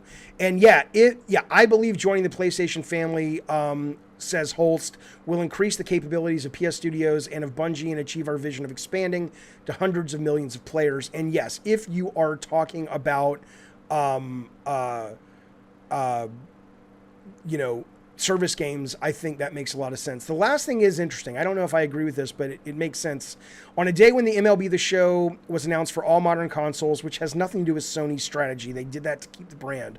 And at a time when Sony is releasing its biggest franchises on PC. By the way, today marks the third week in a row that God of War 2018 is the #1 selling game on Steam. It feels like the manufacturer is carefully positioning itself for a world beyond dedicated hardware. That's a dumb sentence. I don't think anything in either one of those two things suggests that. But I certainly think everybody's ultimately going for no dedicated hardware, but that's down the line. Okay.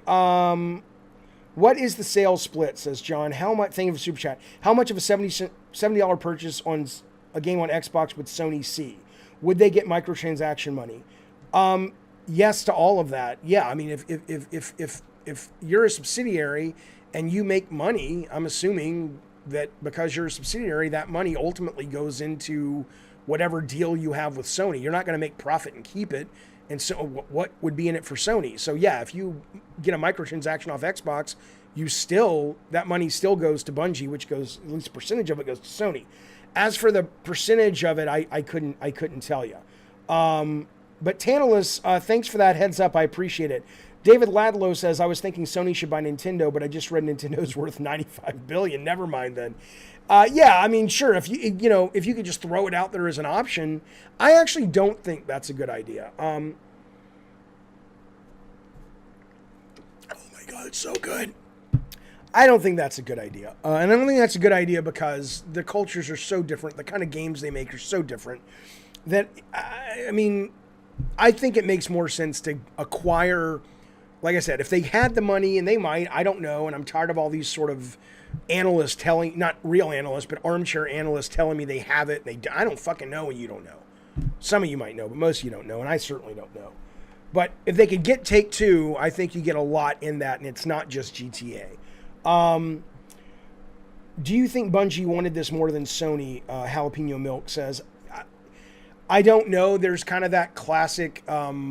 negotiating trope that says if you get up from the negotiating table with a deal and you're not a little bit bummed, but more happy than bummed, then you made a bad deal. So I'm sure there was something in it for them. I mean, maybe they were like, fuck, running a publisher is hard as fuck. I hate this. I have no idea.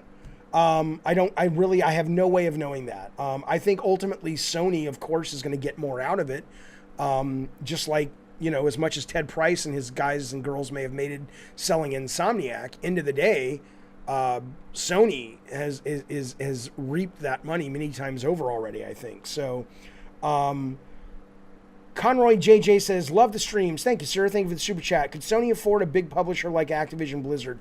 I don't have the education and the intelligence when it comes to that aspect of the business to tell you that. All I can tell you is I have people looking at, they'll come in and say, well, Jeffy, Sony's market cap is this. And then if you want to do a valuation, it's 3 times this. And then people say, yes, but Sony's in debt. And then people say, but that debt is in yen. You have to convert it to American dollars because the deal would be, I don't fucking know. So what I can tell you is when I was in business with Nick Kononellos, and he was 99% right. Whenever I would say, Nick, because he really ran the business and I would focus on the creative, I would say, Nick, do we have the money to do this? Do we have the money to do this? Nick would always say, there's always a way to find the money. And, he's not like some shyster. He's one of the most up and up people I've ever met in my life. But he was right? It was like, other than sort of like, okay, we have to close the studio because we're out of money, there was always a way to kind of, rob Peter to pay Paul and all this. So even if you are in debt, I mean, Microsoft's in debt on paper from what I understand, but there are things you can sell. There are deals you can make. There are loans you can take out, blah, blah, blah, blah, blah. So I don't know specifically, could they get the money to buy it? But it seems like, sure they could. But I don't really have that data or education. I'm sorry. Definitely, this is Michael. Corn Combat has subscribed. Well, thank you, sir. You guys know Corn Combat. Corn Combat is the guy who went to Ed Boon, who's getting a Lifetime Achievement Award at DICE this year, and said, hey, spell combat with a K, like his last name is spelled. Everything else has been smooth sailing for Mr. Ed Boon. Corn Combat, sadly, lives in a box under the freeway because he gave his best ideas to NetherRealm Studios. Corn Combat, thank you for subbing. Here's Smoke the Pipe. And everybody give, who can, good Sir Corn Combat, an emote of your choice. I would appreciate it, as would he. Consider those emotes a big hug from us to you, Corn Combat, and welcome. Michael Kullick says, Jaffe, it doesn't make sense. Thank you, sir. It doesn't make sense to pay that amount of money to keep any future IPs multi-platform. I agree. Push Square agrees. Everybody agrees. I mean, the only thing that you could kind of wiggle your way in is to say Bungie's key people are locked in hard to help transform Sony PlayStation Studios, or at least these studios that you see on your screen that are highly focused on games as a service, to transform them into studios that have the code, experience, education, advice, insight that Bungie has spent decades cultivating. Then you could kind of go, okay, that's actually a lot more valuable than keeping Destiny online on exclusive. Or that's a lot more valuable than keeping this new IP they're doing. It's that if they're going to marble in to these smaller companies that don't have anywhere near the experience when it comes to games as a service and multiplayer first-person shooters and first-person shooters in general, and say, we're here to elevate this division of PlayStation, which absolutely needs to be strong to compete, I can start to understand the deal a little bit better if that is really why they bought them. But it's still a lot of money just for that. You'd think at that point you could have just hired 8 people away that know that and paid them each, a huge signing bonus. But I really don't know. Okay. I just want to make sure I've got all these. Give me 1 second to read through them, and then we'll move on.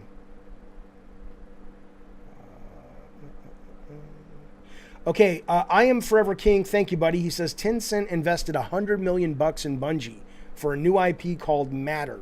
They've been working for years. This is likely what Sony is after. Yeah, but if Tencent owns it, are you saying that they saw Matter? Because Matter is not going to be exclusive either.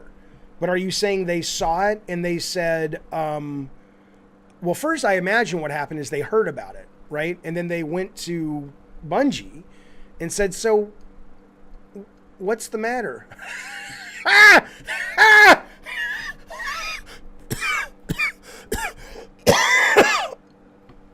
Ooh, make your head pop off. I don't know if it's going to be exclusive to Tencent. What's the point? But maybe it looks so amazing. They're like, we have to lock this team down. I mean, I don't know. I appreciate the info. That's the first I heard about the specific title of it.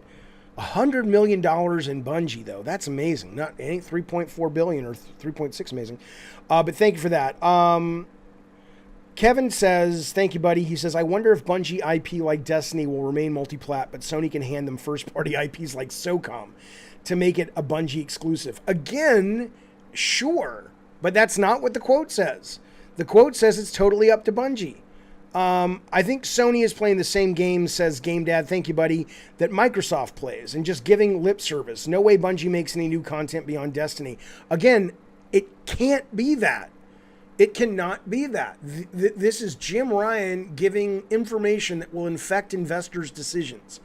This is not, in fact, I spoke on the stream with an attorney last week or the week before, whenever it was, about the specific language Phil Spencer was using and the specific language in that regulatory document explaining, will you put your games on other consoles? And the attorney was like, yes, this is intentionally vague language for a reason. This is not vague language. This is Sony saying, we're going to let Bungie, like here it is right here on push. It raises the question, what's the point? To be transparent, our initial reaction was that Sony may have pulled the trigger to prevent someone else from doing it, because ultimately there's no desire in other words, they came right out and said, you can put your shit wherever you want it. And in that, I don't think it is the same kind of lip service we saw from Microsoft Game Dad. I mean, you would think that would have been the case, but it doesn't seem to be. Jeremy Brown, thank you for subbing. Jeremy Brown puts on his big boy pants today. His mama says, where you going, Jerry Brown? He says, I'm going to be a diet soda soldier and there's nothing you can do about it. Get back in the kitchen and make me some Hot Pockets. And she says, you've become a man. Have a smoke of the pipe, sir. There you go. Jeremy Brown, thank you for joining. I appreciate it, buddy. Why don't you, everybody give Jerry Brown a picture of the woman I'll have an affair with after I marry my future wife, who is also in the emotes. I would appreciate it. Welcome, Jeremy Brown. Michael, thank you, buddy. He says, it's good to see they didn't get scooped up by Tencent. Safe to assume that Bungie's partnership with NetEase will expire once this is finalized. Anything to keep big Western studios away from China. You goddamn right. Well, not even China, but the China's Communist Party. I'm with you there, sir. I'm with you goddamn there. Because fuck. Right? I mean, right? Fuck. That's all I got to say. No, I agree. I absolutely agree that if we want, I mean, China is out for fucking blood when it comes to, or at least the CCP is out for blood when it comes to propaganda and getting Western entertainment content to shout from the roofs the praises of the Chinese Communist Party. And I do think, given what that government has done, that's a problem, but that's a different stream. We'll get into that later. Let me move on to some of these other chats, which I appreciate. Okay, Kinj Jamo says, don't these deals take months? This can't be a response to Microsoft. Also, I'll blow you, Jaffe. You're the man crush since 2005. First off, I appreciate the offer. If you have a sister, absolutely. I'm not into the male folks, except Bukaki's balls, but that's only because my chance of luck number goes up 65%. But I appreciate that. I appreciate the super chat. As I said at the top of the stream, I don't know enough about this world to say if things like letter of intents can be mentioned and used. Letter of intents are usually, hey, I want to work with you, Bartlett Jones. Okay, it's going to take 6 months to hammer out the contract. Sony's like, can we just get started? Let's sign a letter of intent, which means that barring anything that we discover that's, hits these levels, we're going to make the deal. So maybe this is that. And if it's that, then because it is saying that they have announced I think the exact words were something like they have announced a plan to purchase. Whereas I think the language on Xbox was a little different. They have plans to buy it, right? Versus Microsoft has acquired, but I don't know. But in that case, if it's a letter of intent kind of thing, then, or if it's just a fast deal, which I think you're right about, you could absolutely say it's a response. But if it's not like a letter of intent thing, or these deals don't get made super quick, then I think you're right. This has to have been in the works for a long time. You can't tell me that Herman Hulst and Jim Ryan and Scott Rhodey and the whole Hee Haw gang were sitting around up until last week not thinking they had to bolster their service games. So this probably has been in the mix for a while. I see you on the call. I'll bring you in 1 second, No Rider. How much of money do we have to tip you to get you to call Garvin? I don't have Garvin's phone number. He's on the Discord. If you guys want to hit him up on Twitter and tell him to call in, I would love to have him on. He's always welcome on this show, but I don't have a direct number. And if he's not on Discord, I can't guarantee, I can't find him. You know what I'm saying? Cycling Granddad has subscribed. There's a hit of the pipe, buddy. Are you actually a granddad who cycles? If so, that's awesome. It's great for your grandkids to see. Grandpa stays healthy. What I like about this is, I'll get right back to you, Cycling. Kenji says, Jaffe, I'm not gay either, but for you, I'd make an exception. Then you're gay. Or you're bisexual. Because, and that's fine, by the way. Nothing wrong with being straight, gay, bi, I don't give a fuck. As long as you're happy and healthy and doing good in the world, what do I give a fuck? But if you'd make an exception, that indicates someone's going to get pleasure from it. Well, I'm not going to get pleasure from it. I've already made that clear to you. So you're basically saying I'm usually not acting on my desires, which would bring me pleasure. But for you, Jaffe, I'll make an exception. Think about what you just wrote and think about how easy it would be to find a therapist in your area and say, Doc, I need to do a little bit of work. I need to spend a little time swimming in the waters of Lake Me, as they said in Strangers in Paradise, the underrated, brilliant comic I think by Terry Moore. Okay. Mako says, who cares about Sony and Bungie? Let's talk about gurgling balls. That's a you and Bukaki conversation. Cycling Granddad, though, thank you so much for joining, buddy. And everybody, please give Cycling Granddad an emote of your choice. I'm going to give him one right now. I'm going to show you the prettiest girl, prettiest lady in the whole universe. 1 second. Here you go. Oh, shit, that's Rob the Mod. I didn't mean to do that. Oops. Sorry. Here you go. This is what I meant to send. Oh, my God, that's Phil Spencer. What am I going to do? Ay. There we go. It's all fixed, Melissa Benoist. She is my girlfriend. Okay. Ellenkus returns. We've been waiting. Thank you for the super chat. He says, Sony just gave up the high ground of organic growth. That's not high ground. They also killed any monopoly talk. Activision deal is approved and Microsoft has the green light to buy. There is no high ground of organic growth, though. I hear what you're saying. I appreciate what you're saying, but that is PR horseshit. It never meant anything, right? It never means anything. Peapod says, Jaffe, why don't you get leverage with your God of War fame, such as it is, and get with Taylor? I'm sure there's nothing more than Taylor Swift, who is happily involved in a relationship once, than to get with the guy who made God of War back in 2005 and currently probably looks older than her grandpappy because of the beard, okay? But thank you, though. But yeah, organic growth, man, that's just a lot of goddamn horseshit. No offense, but anybody, I mean, again, people, they need to teach media literacy in schools. That's all I'm saying. Then you could kind of be like, going, is that you, Jesus? Jesus? Oh, it is Jesus. Hey, yeah, no, they're ready. Jesus helps and comes, takes the dogs to the vet. Thanks, buddy. I'll get to that one in a minute. But yeah, look, media literacy, man. Organic growth is horseshit. Ratchet 2505, thank you, buddy. Says Sony just bought Bungie to be a money machine.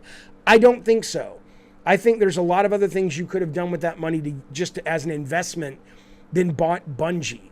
Again, Bungie. Destiny 2 is not World of Warcraft circa 2005. It makes money. It's very profitable, I'm sure, but, you know.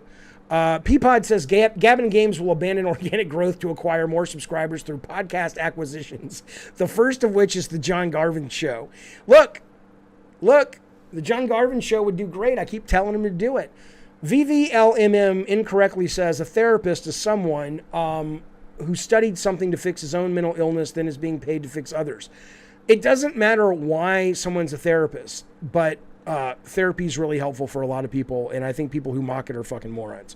Okay, Top Gun says, Jaffe, when you see Sony's other acquisitions, you'll see this is just part of the puzzle.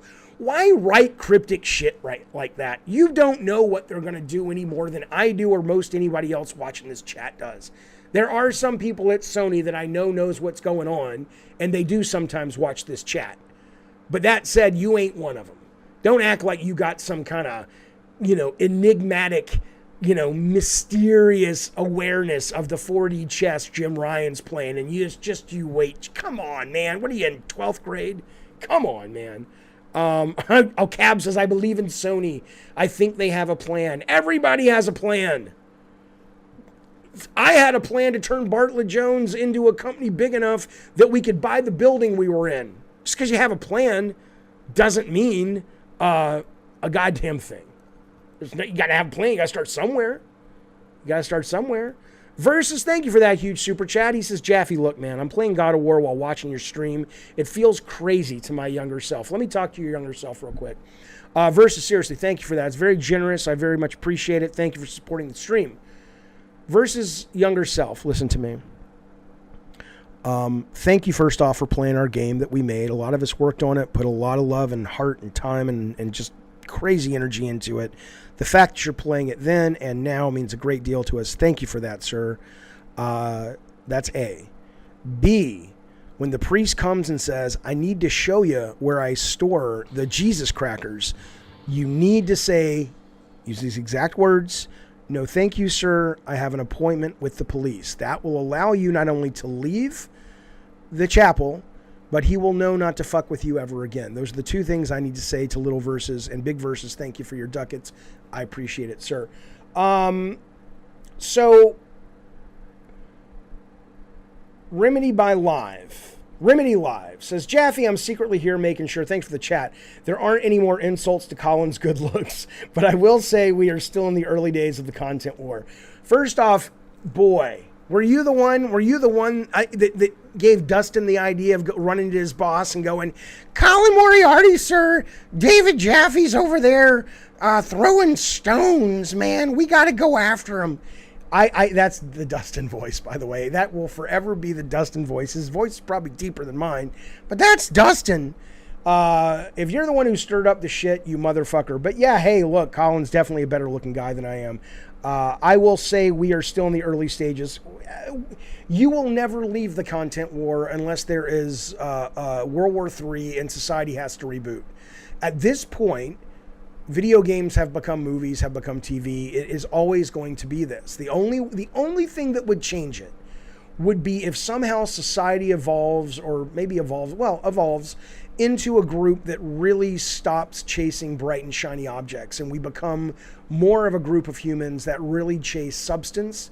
And in that, we will be able to identify big budget spectacle without heart, and we can gravitate towards things that actually are more entertainingly nutritious. But other than that, the content wars have been going on forever, and they will probably not stop, certainly in our lifetimes. Okay, 1 second. I want to make sure I did not miss anybody.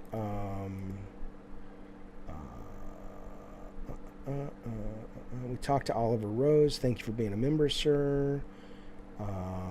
Okay, if I missed anyone, let me know. Let me get some of these at the top. What can we say? It's a buyer's market, says Michael. That's goddamn true. Goddamn true. Gotta love the dad joke, says Michael. Dad jokes are the best. I don't know why people mock dad jokes. Thank you, sir.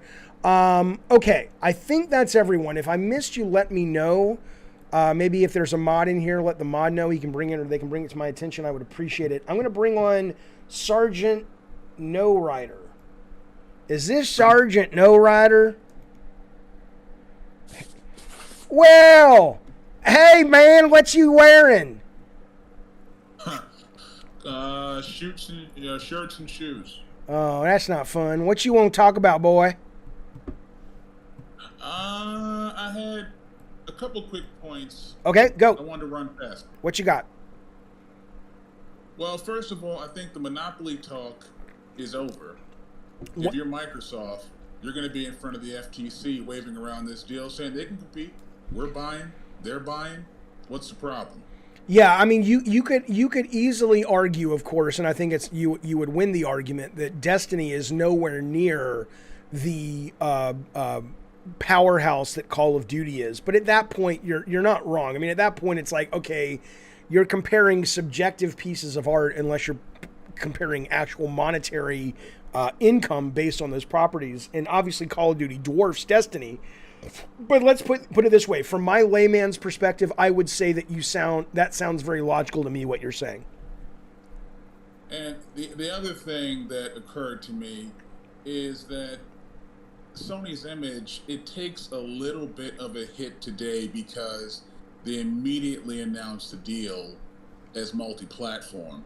And the reason why that struck me is that because people were saying they thought Microsoft would one day go third party because of their publishing, Minecraft and other games on PlayStation. And people used to say, well, if Sony buys a studio, you know for certain that game's going to be exclusive, that IP is going to be exclusive. You can't hold those assumptions anymore now. We've got MLB coming to Xbox. We've got Destiny coming to Xbox.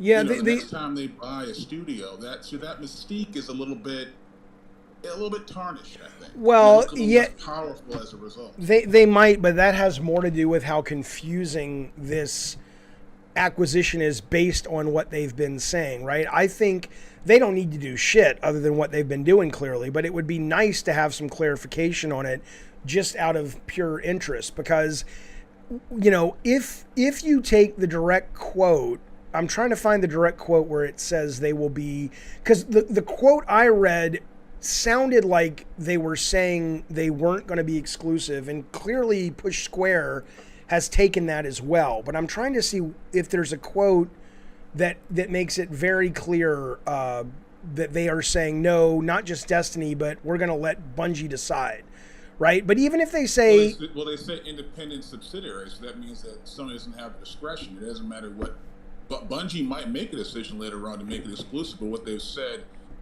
concretely is that it's not within their discretion. It's not the decision to make. Right, but do you, like I was saying, is it could, I don't know if this would be legal. If Jim Ryan and Bungie have made a deal, no, because then they would be lying. Then they would be lying to investors about what the deal is. So you're right. I mean, you're right. So if basically Bungie does not have to go exclusive, the only thing I can think about is that they really are talking about the acquisition was more to bring Bungie's ability, talent, hardware, education, and marble and seed that into all of their companies that are making multiplayer games to try to bring them and elevate them so that Sony can really do with service-based multiplayer games what they've done with their cinematic character-based games. And that at that point you could kind of go, okay, that makes sense. It's a lot of fucking money where you think you could just hire 10 people that have that data, but it kind of makes sense, but it's a little confusing, is it not? It's a little. Am I wrong in that? It's a little confusing, right? No, it is a little bit, confusing, and I don't think the deal is reactionary. I think the deal's probably been worked on for months, but the announcement seems reactionary. You can make the announcement whenever you want. You can just save the announcement for E3 or whatever we're going to do over the summer, Keighley Summer Games, whatever we're going to do over the summer. They could have saved it for then or any time that they wanted. They could have saved it. They've got an upcoming State of Play with Gran Turismo coming. They could have saved it for that. That's coming up in just a few days or a week or so. So that's right. This sounds like an announcement that was rushed to kind of calm the waters a little bit. To me, is the way I read it. And you've got a $3 billion multi-platform deal on the heels of a $70 billion soon-to-be future exclusive deal. Yeah, it doesn't calm the waters. Then, if that's what it was meant to do. If you actually read it, why is it calming the waters? And you're like, cool, I'll still buy Xbox. I don't give a fuck if just like the guy who's going to go out and buy MLB for Switch or Xbox, he's not thinking about, oh no, but Sony gets some of the money. He's like, cool, I have it on Xbox. So I don't know. It shows they're fighting, right? They're throwing a punch. Yeah, but they're throwing a punch at like somebody behind them who's not even in the fight. It's like, I mean, it's like, no, Sony, that's the guy who challenged you to fight after school. Why are you hitting that kid? I don't know. Well, why do you think the announcement comes now? They could have announced this whenever. They could have waited the State of Play. I mean, what I think, okay, here's honestly what I think. I think Sony, I don't know. It depends who we're talking about at Sony, and there's a lot of people now in this world at Sony I don't even know. So they could be, I'm sure there's geniuses and idiots like anywhere. But let's just say there was a time where I wouldn't be surprised to learn that Sony would have announced this and not realized it sounded as bad. It doesn't sound bad, but it sounds as as it is, right? And but now I don't know. I mean, the announcement actually does nothing other than make you go, what? Why? What is this? I mean, it's good. It's smart. It's a good acquisition. But I don't think if you're talking about a counterpunch, it doesn't strike back at the same way that Microsoft struck. Microsoft was like, look, I'm coming in and I'm going to take your wife and I'm going to take your kids. I'm going to take your money and I'm going to kick you to the curb. Sony's coming in and just going, hey, do you like your kitchen? I can redecorate it, and it's going to be even nicer. That's a terrible analogy. But the point is, they're working on very different things. Like Microsoft really strikes to the heart of people who want to buy a PlayStation or an Xbox. This deal maybe eventually strikes to the heart when Sony becomes a powerhouse of service-based games because of the acquisition, but that's not, I mean, that's going to take a long fucking time, and it's not going to affect anybody buying a PS5, I don't imagine. But so I don't know. I don't understand it. So, but I do appreciate the call. Thank you, buddy. No problem. Thanks. All right. This is good sir Kuristafa. Kuristafa, what's up, man? Yeah, Virtual Vince says Microsoft stole the wife, Sony stole the pet cat. That's right. If Sony's smart, they will lock a AA for each genre. That's not a bad idea, but okay, Kuristafa, you're on if you want to talk. You're in the room. Just start talking. I'll bring you on. Otherwise, I'm going to get back to these folks. Okay. Oh, there you go. What's up, man? Yeah, just I'm doing good. How you doing, Jeffy? I'm pretty good. Not too shabby. Good. Yeah, no, I just don't.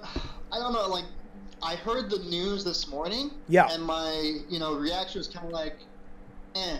Like, how much did you buy it for? $3 million? It's like $3 million. $3 million. $3 billion. $3 billion. Sorry. Come on now. It's like, it's one of those things. I'm thinking I'm actually like how, what's the word? I'm not. I don't know. Oh, I know what the word is. Not prepared for this phone call. Is that the word? I'm like, what's the word? I don't know. Go ahead. Start again, sir. Take two. I just think if you have the money to be buying studios, you should be buying studios that's like impressive, that will like get people interested. Like Microsoft's bought everything from like Double Fine, small indie studios that people like and respect, to Activision that are huge conglomerates in the industry. Like when Sony bought Insomniac, I thought, oh, that's a really that was a good buy. Good deal. Yes, absolutely. That was a good buy, but like. When I don't know, I think of companies like Sega, for example. Sega's worth $8 billion, right? Okay. Like I would see that as way better investment than like Bungie. So when I see this, I really do think it's kind of like Sony trying to grab as much as they can, but it's kind of showing that they're losing their hand in the industry because they don't have as much money as Microsoft. I just don't know. I don't know if I agree with you. I mean, I do think. And it says as much here. It says that, the deal is about multi-platform live service games. Sony Interactive Jim Ryan says we should expect more acquisitions. So I definitely think if they are saying, if you take them at face value, it is about multi-platform live service games, especially if they're talking PC and PS5 or PS6 or whatever. I do understand what they're saying, and that is something they really need. I don't know if it's worth $3.6 billion, but certainly they're not a dumb company, and they probably thought it too. All right, what? Okay, fuck it. All right. Papa Cheeks, it's Jaffe. What's up, man? All right, well, you're on if you want to talk, buddy. Okay. It's not Buffer. I don't know what the fuck it is. They probably want live service games for Spartacus's channel. Could be, absolutely. Izzy the Gamer, you have become a member here on the Diet Soda Soldiers, buddy. I very much appreciate that. Very kind, very courteous. Here to smoke the pipe. Boom. Oh, did we drop a little bit? I was talking to Kuristafa. Something happened. I don't know what the fuck happened.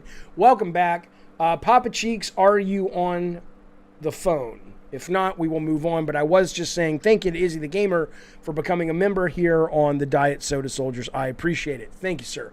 Oliver Rose wants you to know Sony doesn't have a talent issue, though. The concern with Activision's deal is Sony will start to be priced out of the market. Buying Bungie doesn't level the playing field. I don't think they have a talent issue, but I absolutely do think they have an issue when it comes to having the experience and the infrastructure to deal with service-based games at the level they're going to have to start playing in order to elevate their service games. Paul Rodriguez, good to see you, buddy. All is well. I hope the same for you. Slayer Christ, is that right? Slayer Christ? Are you there, bud? What's happening? These guys. Papa Cheeks, are you there? Hey, you hear me? I can hear you great. What's going on? Oh, okay. You can hear me? Okay. Sorry. I don't care. Go. It doesn't matter. Go.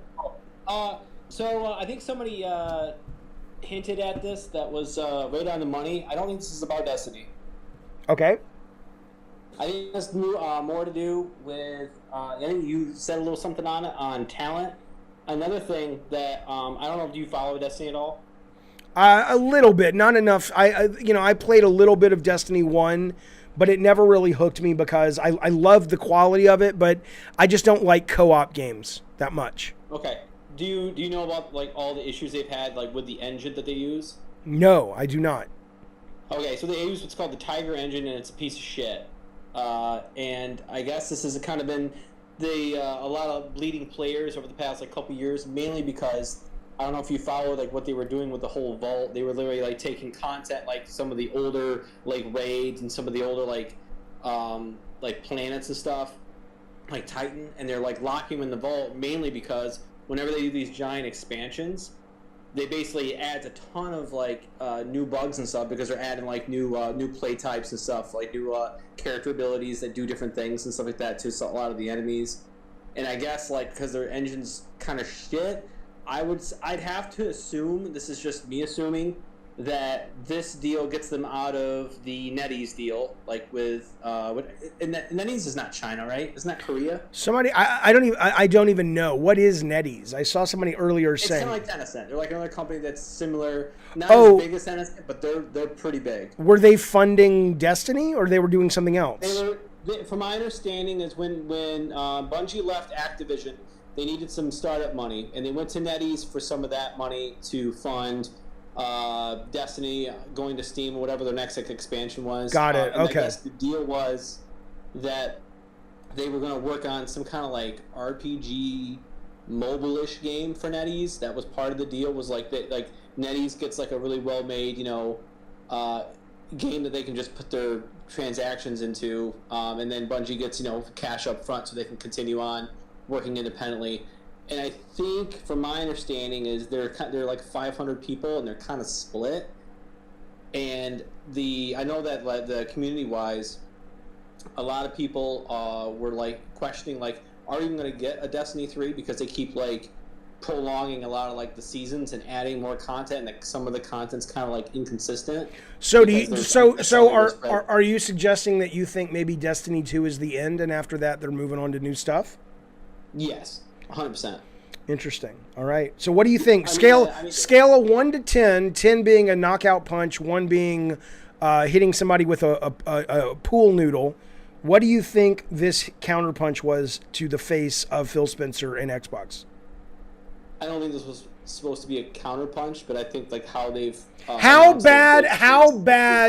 bad did Phil Spencer get hit with the attack, though? Counterpunch or not, how bad did it hurt him? I think it grazed him. That's it. So 1 to 10. Like a 6. Oh, that's not a graze, baby. That's a cut. He got cut. Phil Spencer's bleeding. I mean, that's worrisome. Yeah, I don't know. I don't think we like this. I never get cuts, Jeffy. Jesus, Phil. I think they overpaid, to be honest with you. They totally overpaid. Yeah. Well, I'm wondering if they overpaid. This gets Bungie out of the NetEase contract. I don't know, but I appreciate the call. That's too much detail for me. It's too early in the morning. No, I seriously though, it's a really good point. And frankly, honestly, what I love about the one thing I love about the deal is what Ryan is saying, which is about live service games. I really do. People like to think I shit on Sony, and I never do. My biggest complaint about Sony when it comes to how they provide for their customers is that they're kind of a brilliant. They're not a one-trick pony, but they're almost a one-trick pony, and it's a hell of a trick. And I love the idea that they're saying, no, this is a new trick we're working on, and we're going to do the same level of quality that we do with our single player to our live service games, and we've just spent almost $4 billion to guarantee that for our customers. I think that's pretty fucking great. I appreciate the call, sir. Call back anytime. Good to talk to you. Hey, you too. Thanks, Javi. Yeah, thanks for the education. I didn't know that stuff. All right, let me bring in Slayer Christ. Slayer Christ of the, I think this is the Jerusalem Christ, yeah? Hello. This is B Tech Tour. Are you in, buddy? Can you hear me? All right, whichever one of you guys starts talking first is the one I'll talk to. Michael Kullock, thank you, buddy. He says to confirm NetEase is Chinese. Headquarters is in Hangzhou. Okay, there you go. Thank you for that education, Michael. Kyle's on fire. Says Destiny, thank you, buddy. He says Destiny 2 is one of Phil's favorite games. Who gives a shit? He plays it on Xbox Live all the time. I wouldn't be surprised if he took the news harder. Right. So wouldn't that be something if they did it? If Jim Ryan knew he was on the way out, he's like, I fucking hate that Phil Spencer prick. Just go ahead and buy this favorite game. Just fucking do it. I don't know why suddenly he talks like a mafia guy or a New York cab driver. But I did not know that was one of Phil's favorite games. Excellent. Riz82K, thank you, buddy. He says, Bungie did a QA over on their Twitter. They said Destiny and future games not exclusive. Not even extra time stuff. Okay, so let me ask you, thank you for that information. Did any of them say, Riz2K, then why did you sign this deal? Like, did they get into details about what's in it for them? What is that? Because I would love to know that. But thank you for that generous super chat. And yeah, please let me know, because that's the big question I think a lot of people have.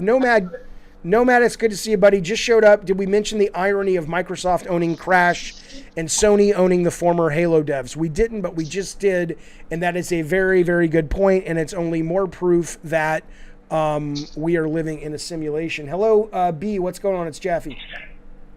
Oh, what's up, Jaffe? Well, hey, you asked me a question, I get to answer. I'm doing a stream. What's up with you, and what are you wearing? Right now I'm just walking home. So I was just caught up on your stream, right? What are you wearing? Oh, a jacket. That's it?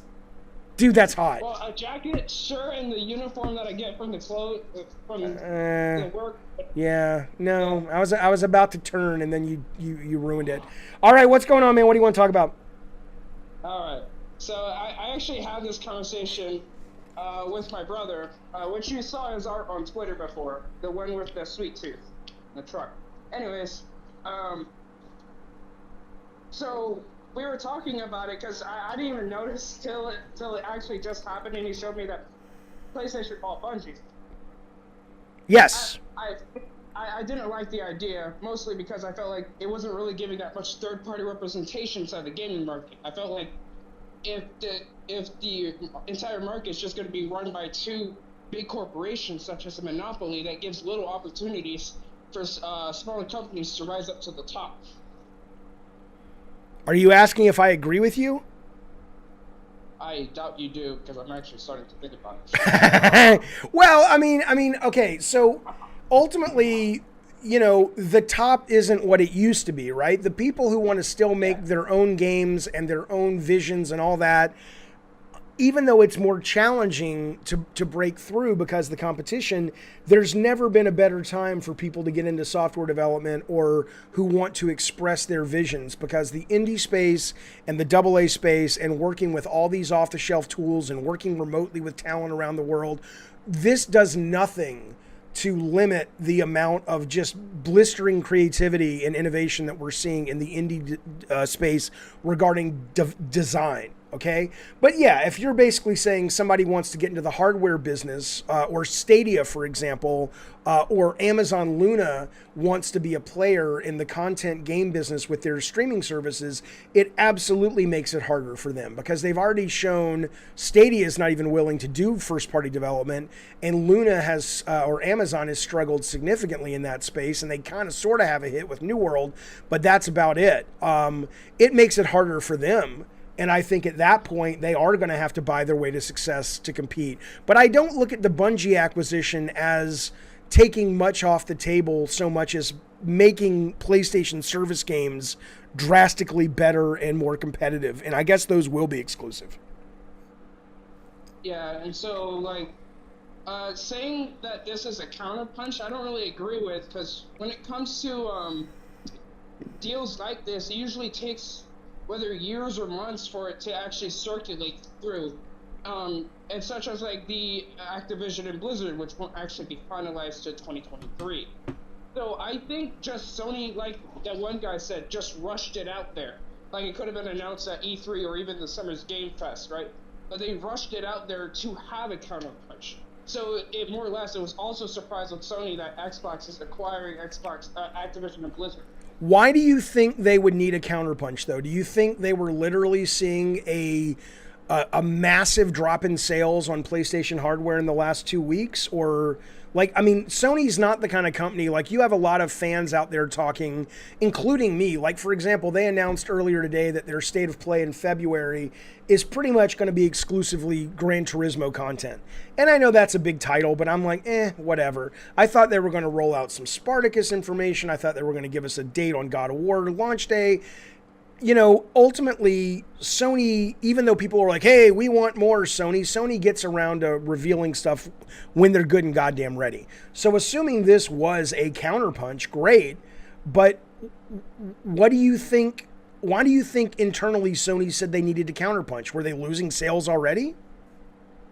I think it has to do something where it's more or less more like pressure on the investors, or even worrying about people worrying about on top. Like, okay, so now we're actually starting to get a competition. Right. Well, Brian East is in the chat saying, to be fair, Jaffe, they did lose stock value. That's true. Was it $20 billion they lost on the announcement? So yeah, that's a great point. That could be exactly why they did it. I had forgotten about that. So, all right, man. Well, good luck. How long till you get home? You're walking home from work. How long till you get home, buddy? About an hour. You're walking for an hour? Yeah. Where do you work? I work like a city away, so. And you walk to and from? Yes. Buddy, come on now. That's a work ethic, buddy. You gotta, when you can, and I know you want to, but that kind of work ethic I rarely see. So good for you, but you shouldn't have to do that. So hopefully a company I'm just saying, hopefully a company closer will hire you and benefit from a guy who's willing to work that fucking hard, because that's impressive, man. I got plans, don't worry. Good for you. Call back anytime, buddy. Walk home safe. All right, see you. An hour. Motherfucker walks an hour. Yeah, that Izzy says that's a back in my day kind of walk. He's like, are you calling in from 1950? Is it snowing? All right, let me try this one more time with Slayer Christ. Slayer Christ is Jaffe. Are you there? Slayer Christ. Yeah, mass produce as acquire a car. Well, not everybody can afford that. Come on now. Guys fucking working his ass off. I got nothing but respect for that. Victor says Sony stock has been down from 124 to 111 today. You're saying Sony's stock dropped after this was announced? Are you out of your goddamn mind? That's crazy. The Axiom, thank you, buddy, for that. He says Sony Bungie jumping without a Bungie net. Well, sounds like without a Bungie cable, but I appreciate it, Axiom. I mean, I don't know. I do think this deal makes sense the more you think about it from a service-based games. Brady Williams, thank you, buddy. He says Sony and Microsoft are joining forces to stop tech from buying everything. These big publishers, devs are being bought up by Facebook would suck. Yeah, I mean, to be fair, you do expect Facebook to make some big plays in this area too. Although Jason Rubin did say right now Meta's focus is not so much on games anymore as much as it is on,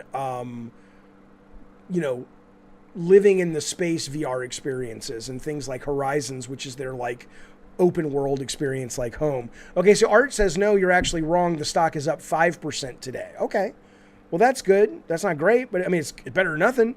But it's not, I think Activision stock went up more, but then again, Activision's acquisition made a lot more sense on the surface. Okay, let me bring in Cannibal Lecter. Hang on. And then I see you other guys. I see Izzy does it, and I see some of you other guys in chat. I will absolutely bring you in just a second. Hey, David. Let me bring in Slayer. Has been waiting a long time. Slayer, what's up, man? Not much. So I kind of wanted to know the deal with. Oh, I can't understand a goddamn thing you're saying, sir. You got all garbly for a minute. It sounds like you're It sounds like you're calling from inside a toilet. If you are, I need you to describe why you're in there and how you got there and what it looks like. If not, you got to clean it up or call back later because you sound like brr brr brr brr brr.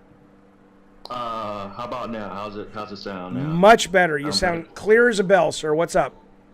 Okay, so I wanted to give you 2 points to this this deal. There is an aspect of the deal that it did move fast, and that is because of the zeitgeist conversation around what Microsoft did with Activision. Okay. I think they have been in talks with Bungie, which might have been for 5 months, but I think it accelerated within that time. I mean, there may have been sticking points, and I think one of the sticking points was whether or not, and I'm just speculating here, whether or not Bungie would be a subsidiary and totally independent of having any type of executive oversight that would make them have to capitulate to any type of exclusivity. I think that might have been a sticking point in the past 5 months. Interesting. So you're that's very. You don't have any evidence of this. You're just saying theoretically it's possible, and you think maybe that was one of the points that was keeping the deal from being signed, and now Bungie knew Sony was looking a little weak. Its stock was taking a hit, and they knew now that they had a little bit more leverage to press that particular issue.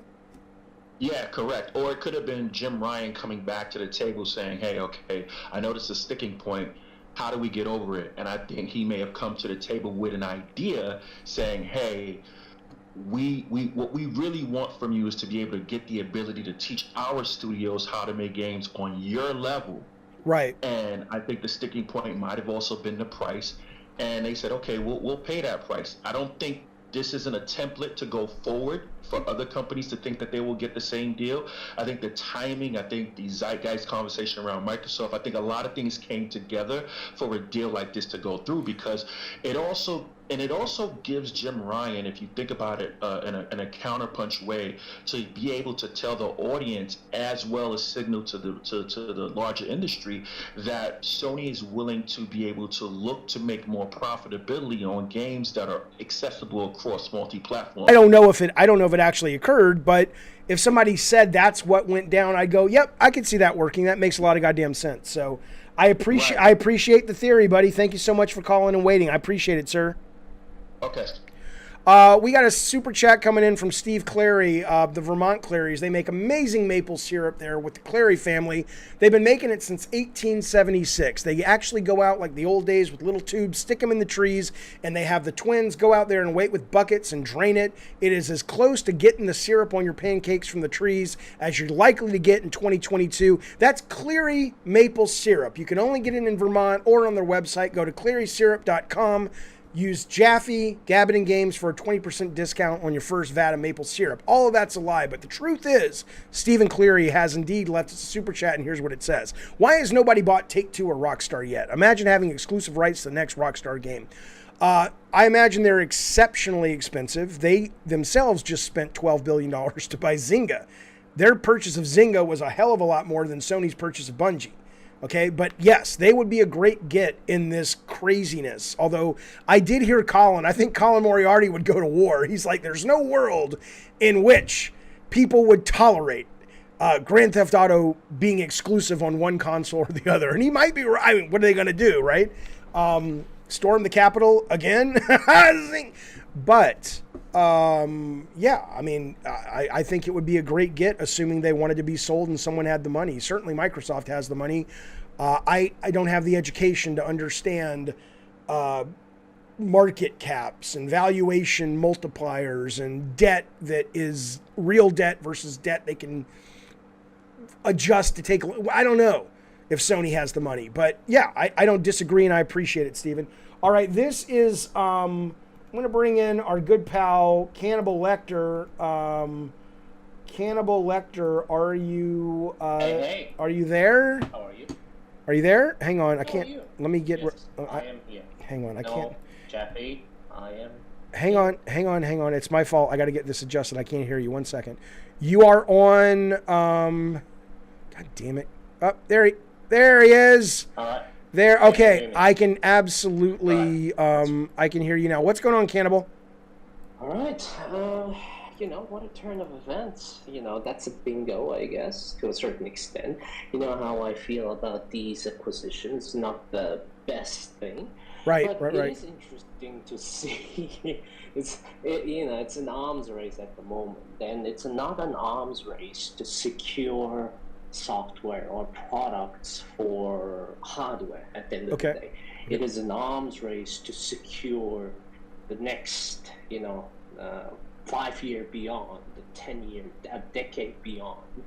Well, yeah, but you're into the cloud. Right. I was going to say you're talking about when these guys have, gotten rid of their hardware and it's just streaming to televisions and monitors. Yeah. At the end of the day, it's a play for that, and a lot of companies are trying to enter this space, and as the position holders, Microsoft and Sony, what they are doing is they are capturing the future of their businesses. Sure. I mean, yeah, and I think even if Destiny goes away, you're still absolutely right, because what Sony builds with their future games for service-based games is still going to be building off that education and information they get from Bungie. And so, yeah, I agree, 100%. And it is interesting. Another from kind of a different perspective to bring is one of the things that a lot of people were saying when Bethesda got bought.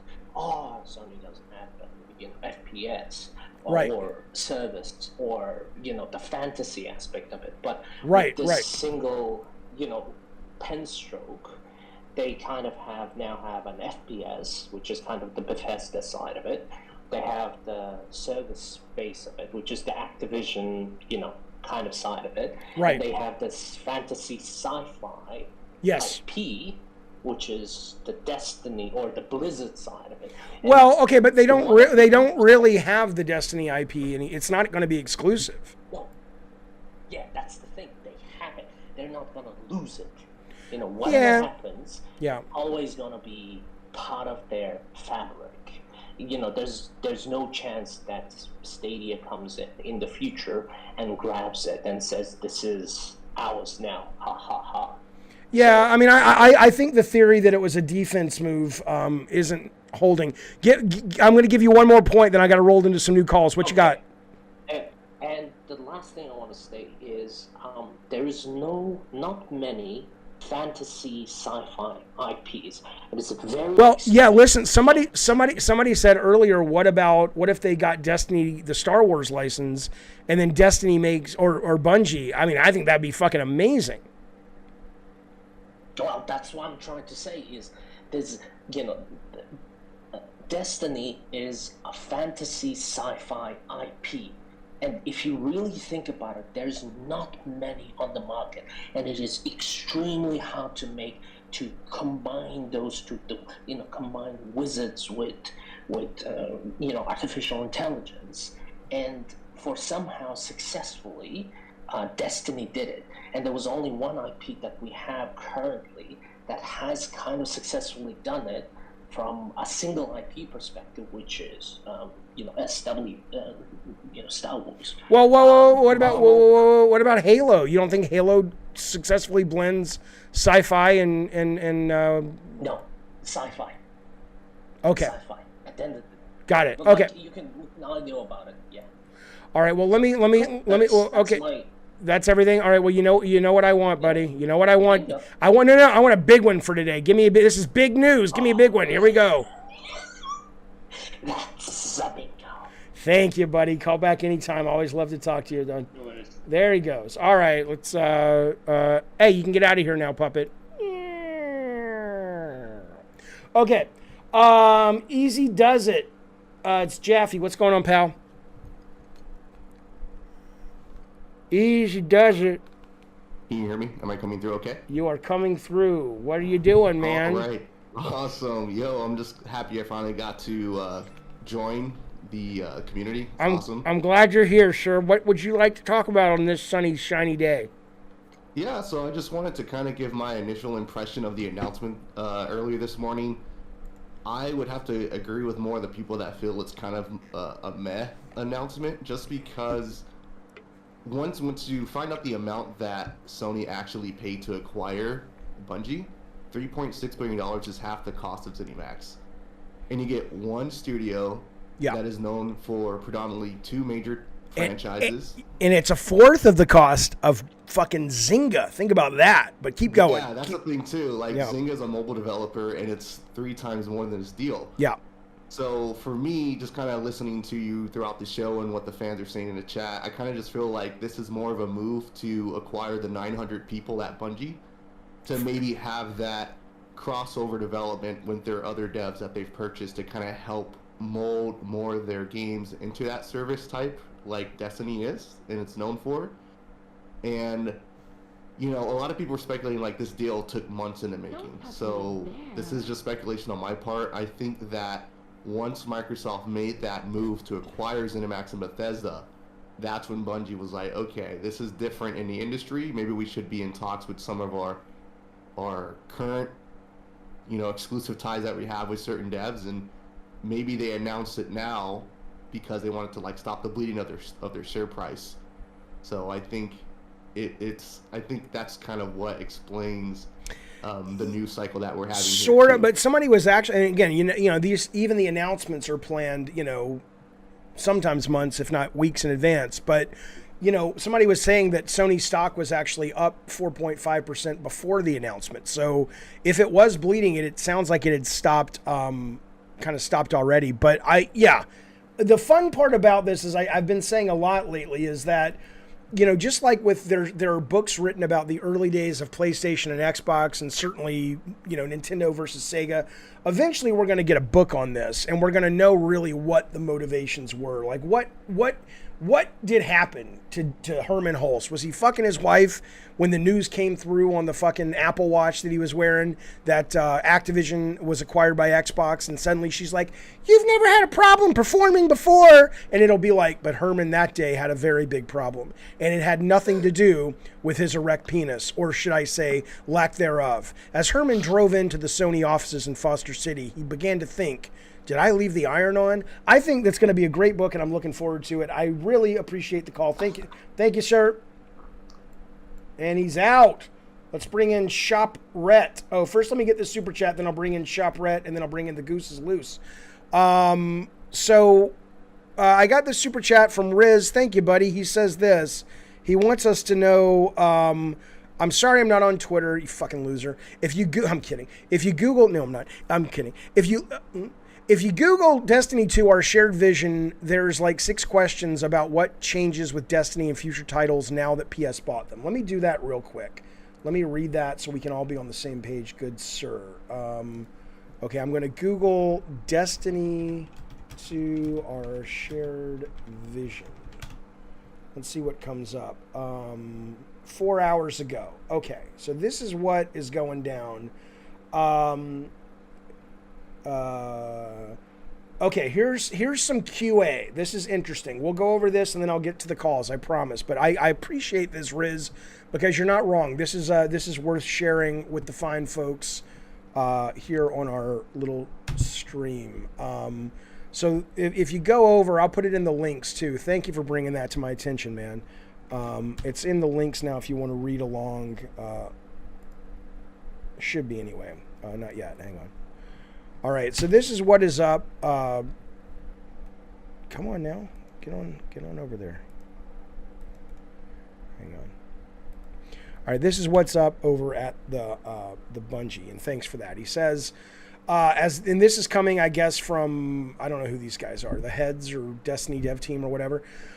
As Destiny 2 player, this is the question: does Bungie becoming part of PlayStation have immediate impact on how I experience Destiny? No. Our commitment, they say, to Destiny 2 as a multi-plat game with full crossplay remains unchanged. We want you to play the Witch Queen on February 22nd on the platform of your choice. Question: will Destiny 2's experience on non-PlayStation platforms be impacted by Bungie becoming part of PlayStation? He says, no. We want you to maintain the same great experience you already had on your platform of choice. Question: will any announced seasons, events, packs, or expansions be changed or impacted by Bungie becoming part of the PlayStation family? Nope. They say Bungie retains full creative independence of our games and our community. Our plans for Light and Dark Saga are unchanged all the way through the final shape in 2024. Interesting. Something happening in 2024, boys, where we don't have that level of independence or exclusivity? I don't know. Question: will Destiny 2, the Witch Queen, include any platform exclusives? Nope. The Witch Queen will not contain any platform exclusives. Every player should have an amazing Destiny experience no matter where you play. Will cross-platform features like cross-save, cross-play, Destiny companion app, blah, blah, blah, be changed? Nope. Everybody gets it.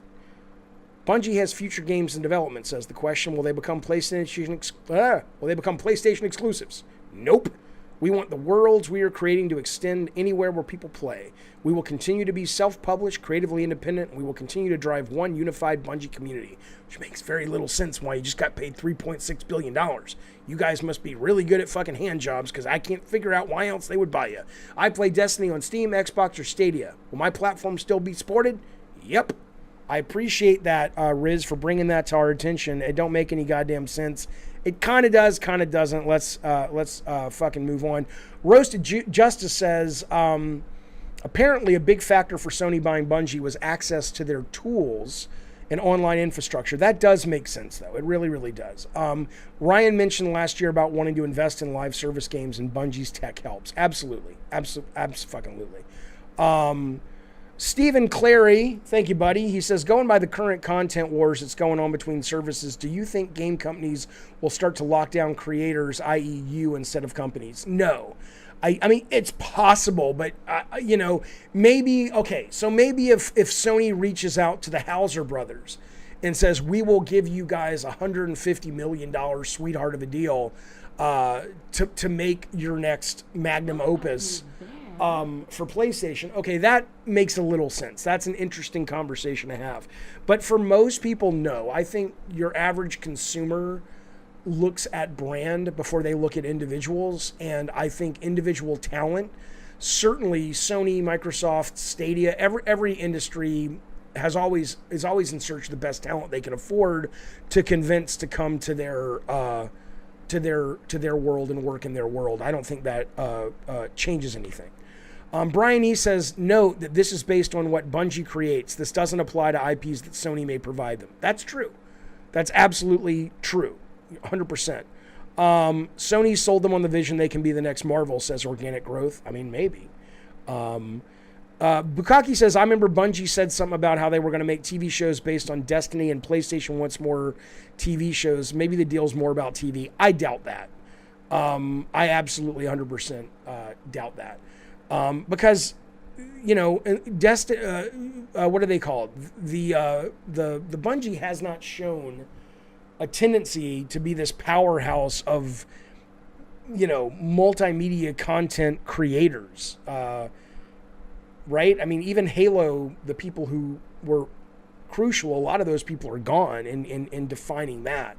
And, the industry is filled with ideas and scripts and people who have run shows that could absolutely, give PlayStation Productions a leg up. I don't, Bukaki, I don't really see that. It's possible, but I don't see it. All right, this is our good friend Shopperette. What's up, buddy? Hello? Hey, can you hear me? I can hear you so good that I want to make... Hey, Jeffy. Oh, I was singing a song. Yeah, what's up? It's not a shop rat, even though it sounds funny. So, basically, yeah. First, I have a question for you regarding this topic. So, indeed. Basically, if you wanted to buy Bungie... Yes. Full on Bungie, like you own all the IPs and everything, how much money would you give? Well, wait a moment. Are you telling me I would buy Bungie, and with that I could say, you're going to be exclusive, sir? You have to be on my platform. You can do whatever the fuck you want. A conundrum. I would say, I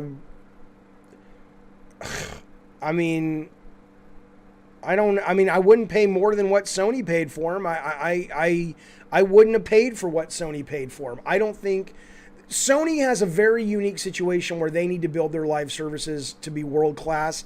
That I think is valuable. And if my company didn't have that, and you were just talking about getting more Bungie IP and looking at them solely as a developer publisher, I would probably pay, and I don't fucking know what their yearlies are, but I would guess I would probably pay about $350 million for them. Yeah, that's kind of like what I was thinking is basically like this. Probably, it doesn't make sense, but as you said, like somewhere in the future, maybe we'll understand it better. Like maybe some. Well, I look. I think if you have all of these studios and you have to get into the games as a service game in a big, classy, fucking best of breed way, the 3.6 billion starts to make a little bit or a lot more sense. But if you're just saying you're buying them for Destiny and whatever future games they make, then I would say the cost would be substantially lower. It's a very different kind of deal. In my okay, so Top Gun says Bungie has $500 million in revenue per year. Okay, so then maybe I'm low, but it's certainly not close to the 3.6 billion. So that's what I would say. Yeah, and just another thing. So basically, I was just reading up an article on digital trends or something like that. So they were talking about the language both Bungie and Sony used about this acquisition, and one of the points they were making is just like, yeah, they are going to keep it multi-platform, but that doesn't mean they can kind of like keep it out of Xbox service or any other, So basically, maybe they can publish all the Bungie things and on Sony and maybe, I don't know, Switch or something like that. But well, no, they have come out today and they have said that Bungie has just said, that's what I was just reading in the audience. I don't know if you saw it, where people said, hey, is this going to take it off my favorite platform? And they said, no, Bungie or Destiny, at least until the final shape in 2024, maybe beyond, will be available. Yeah, that was just a minute ago. Sorry for interrupting you. So, yeah, basically, and yeah, nicely noticed, 2024 and what after that. So this, right. It's hard. It seems just like, they're playing it cool while everything isn't finished, with the acquisition, and probably they'll do whatever they want, Sony and with Bungie, after 2024 or whenever. And that's a really hard one. It says our plans for Light and Dark Saga are unchanged all the way through the final shape in 2024. Does that mean Destiny is being shelved and they're going to work on only new, it's hard to say, but I think the main message to take away is Bungie is going to be independent and they'll put their shit wherever the fuck they want it. And I think the main thing is they're coming on for live service help. I appreciate the call. Thank you, buddy. I appreciate you waiting. Yeah, thank you too. All right, man. All right, this is the Goose is Loose is calling in.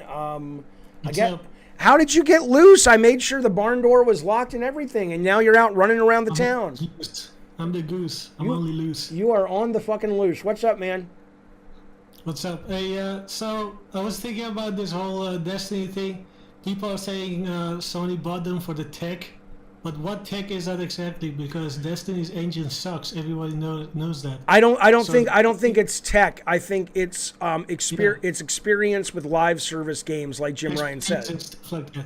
Maybe they'll do a Kojima and then give them Decima engine and then make Bungie working to Decima engine all the live service stuff, so that other studios with less manpower can output live service games. Yeah, I think that's what it's about, and I think it's not just expertise, but it's expertise technically, but it's also expertise in how do you run a service game. Like if you look at what's happening with if you look at what's happening with Halo Infinite right now, I think it's fair to say, at least kind of from what I've heard, and I love that game. I'm a fucking huge fan, but it's been really difficult to bring people back to it because they're so slow to really bring meaningful change and make it like a thing that you really want to, commit to. Exactly. So I think Bungie coming on and saying, okay, here's how you do it, Jade Raymond's team. Here's how you do it. Even Naughty Dog, Last of Us multiplayer. Here's how you keep it from being we had a great 1 month and now we're kind of like a has-been. So. Yeah. If you look at Halo Infinite, it's very obvious that Microsoft is looking for the live service game gems like in the dark. They're just winging it as they go. Yeah, they're better at I don't play it, but it sounds like Sea of Thieves is consistently keeping their audience entertained, but we'll see. Anyway, sure, I appreciate the call, Goose. All right, bye. Get back to the farm safe, buddy. Let me get some of these chats. Hey, stop making up fake news, Jeffy. Sony wasn't honestly this spiteful to take Bungie. Big babies. There's nothing, Jacob Martin, about what you wrote that I understand. The reason it's on the screen is maybe someone can explain what in the goddamn fuck you're talking about. I really don't know what you mean.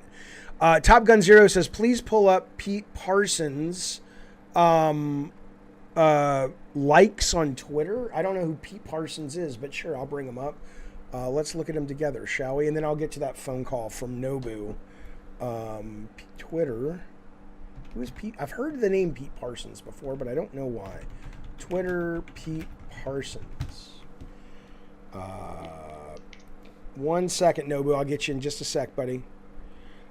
He's the Bungee Foundation, blah, blah, blah. So what am I...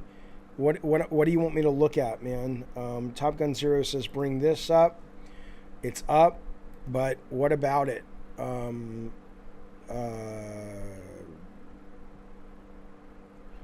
don't know what you want to see. This picture here, what do we got? We got Jimmy Ryan. Oh, these are puppets waiting to be made. Last year, says Herman Host, a few people who are passionate about games sat down to discuss our vision of the future. I don't think he sounds like that at all. And how we might work together to build that vision. Today we took a... This is going to be a great puppet. Today we take a major step towards that. I cannot wait. Who do we have in the picture? I don't know who you are. I'm Jimmy Ryan. I'm Herman Host. I don't know these people. Why do you come to my house and put your little water bottle on my table? I hate you for that. My wife spent all this time cleaning it up. Yeah, I don't know what you want me to look at, sir. But Top Gun says... Guys, Tiger Engine is... I don't know what he's talking about anymore. I don't know what the fuck he's talking about. All right, Nobu, it's Jaffe. What's going on, pal? Hello, everybody. What's up? Do you hear me? I can hear you great. What is up? Okay, fine. So, I'm fine, good. So, the idea is now everybody's talking about Destiny, but it's not about Destiny, it's about Bungie itself. Okay. So, the acquisition... Yeah. So, the acquisition, how I see it, is... always Sony, you know Sony better than anybody here, but maybe their acquisitions are always logical. If you see the trajectory, it's always logical. They acquire Insomniac because they grow with them. Same goes for Housemarque. They did all the game with them, and so on. So with Bungie, we've seen previous collaboration with them. They made some contents in the past which were platform exclusive. So then it changed with Activision Blizzard, but now this acquisition makes sense because they have experience with Sony. And the idea behind all this acquisition is not to answer Microsoft, is to establish some sort of a dream team of well-famed, sky's the limit now. So let's see what will happen next.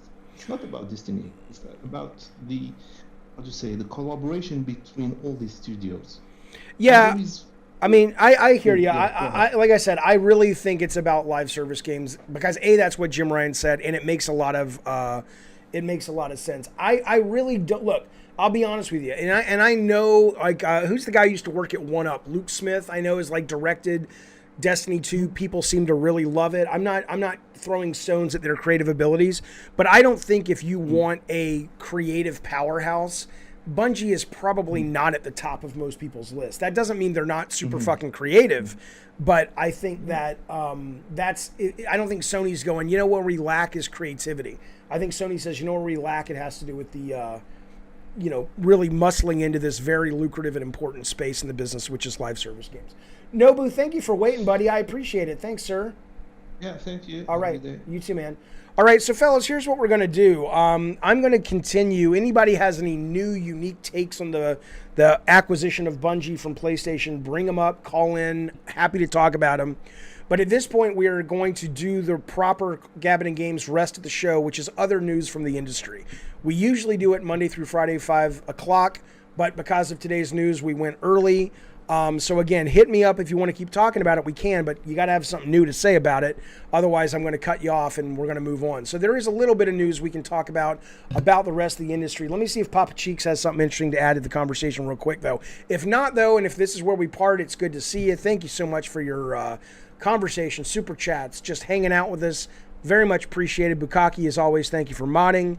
And but hopefully you'll stick around and watch the rest of the show. If not, we'll see you tomorrow, 5 o'clock, or we'll see you later in the week. I might be streaming games this afternoon, but I'll see you soon. Papa Cheeks, what's going on, man? Hey, just I wanted to add a little something. I called in earlier, so I was surprised you didn't know anything about NetEase, because do you know Cliffy B at all? I do know him, yes. Do you remember when he had Boss Key Games? Of course. They were being funded. Some of their projects were being funded by NetEase. Okay. So I was just like, I just did some research on that real quick, and I was like, oh, that sounds familiar. But one of the things, the Wednesday is the earnings report. Okay. Oh, is that right? Yeah, someone in your chat, actually, in your Discord. We lost you. Okay. Sorry about that, buddy. I don't know where you went. Oh, you're back. Are you there? Yeah, sorry, with Discord, like, crap. Yeah, go ahead. So I'm wondering, and also someone else leaked. Did you have it on one of your streams earlier, where someone leaked like a screenshot would look like the back end of Discord with PlayStation, like they had like PlayStation integration. I saw that on the Discord. Yes. So I'm wondering if the earnings report Wednesday, if it's either this week or maybe the following week, we get Discord integration, and I'm wondering if part of like this big buyout with Bungie is kind of in a way like a push, you know what I mean? Like all those communities that are on Discord, so many servers, like dedicated Destiny servers and Discord servers.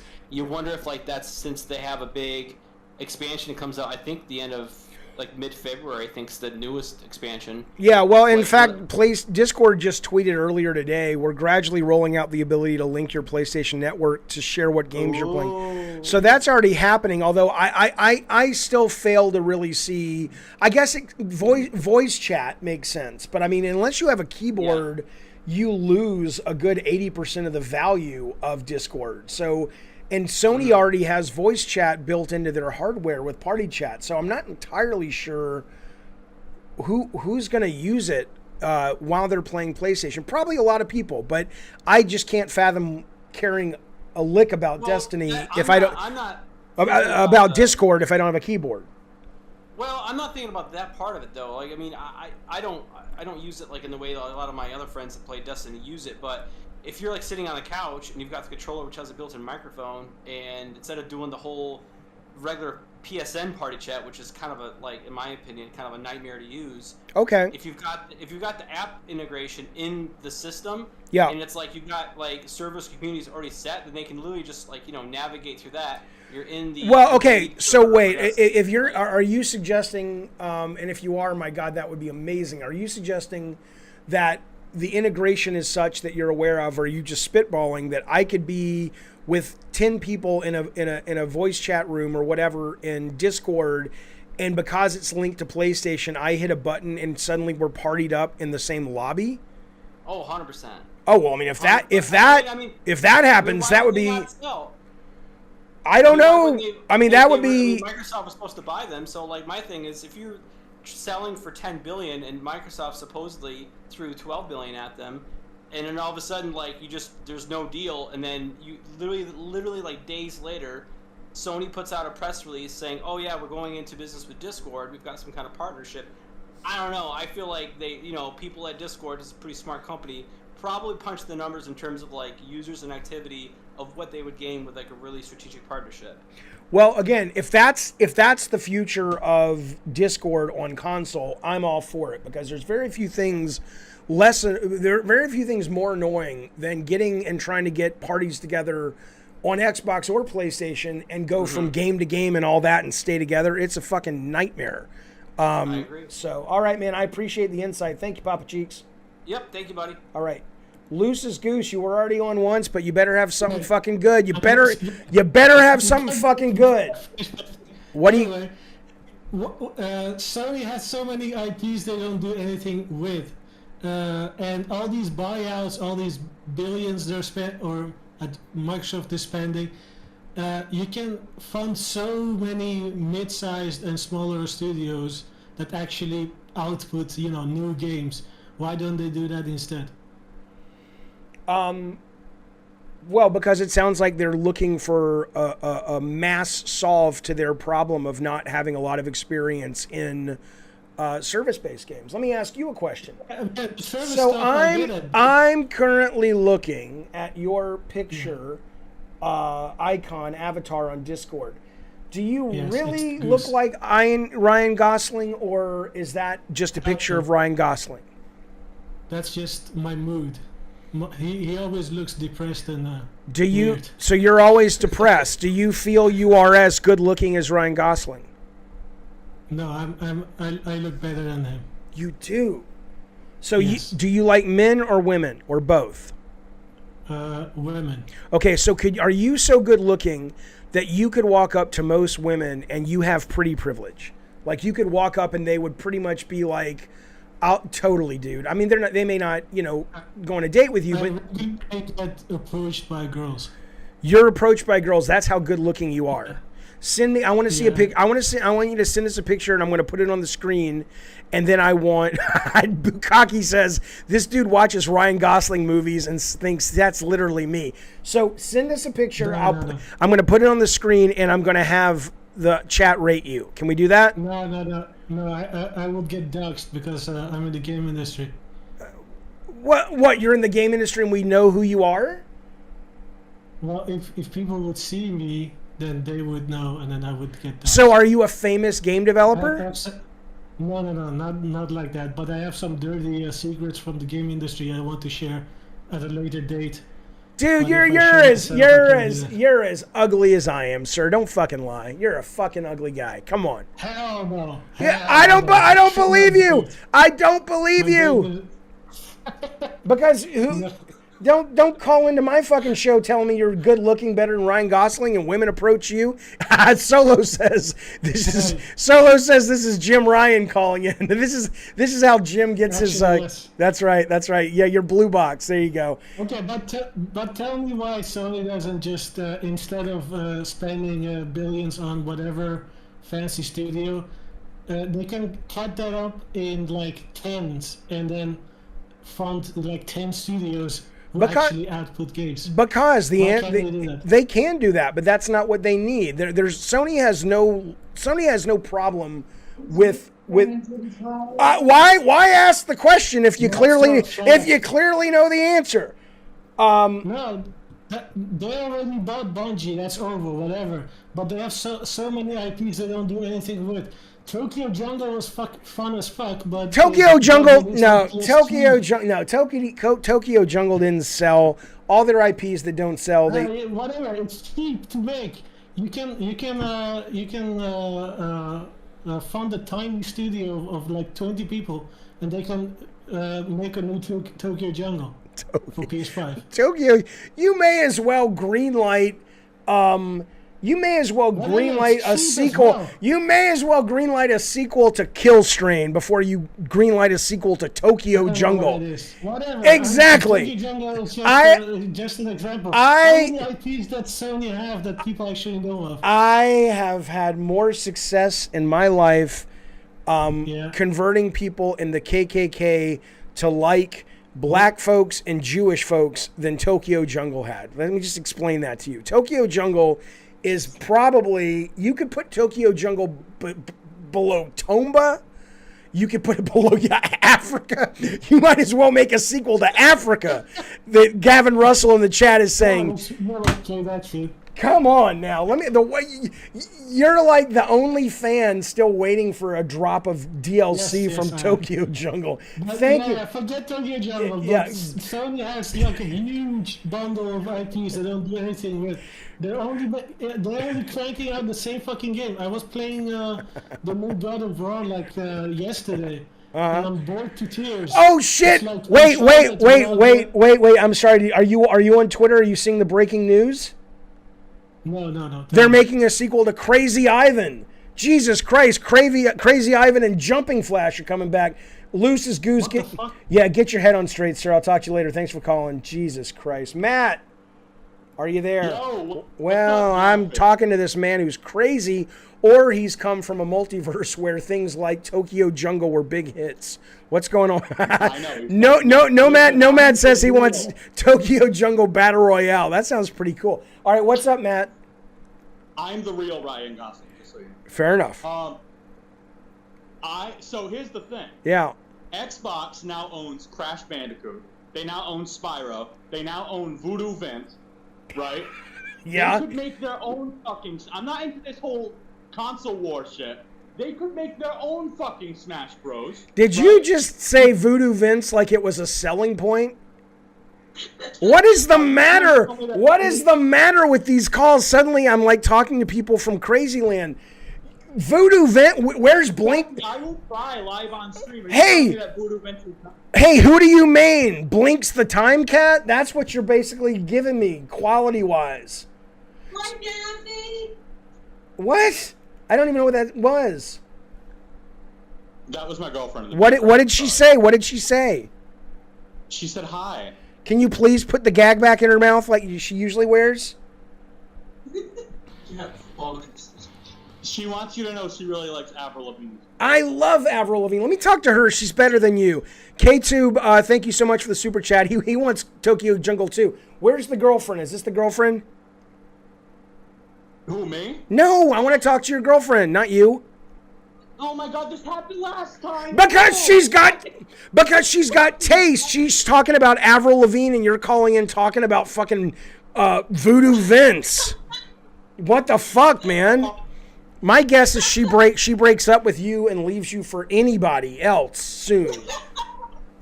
I mean, Hi, Jeff. Hello. Does he make you scream out Voodoo Vince when you're having sex? Is it like the only way he can come and stay hard is you've got to be like Voodoo Vince me, baby, Voodoo Vince me, stick a pin in me, baby? Because seriously, who thinks of Voodoo Vince? Yeah, I don't know who that is. Yeah, of course, no one knows who that is. He literally, it would be like, I'm trying to think of a. Remember when Lost was a big show, and then like everybody tried to have their version of Lost? That's what Voodoo Vince is. Nobody remembers like Flash Forward or something. Your boyfriend is living in the '90s, baby. It's really sad.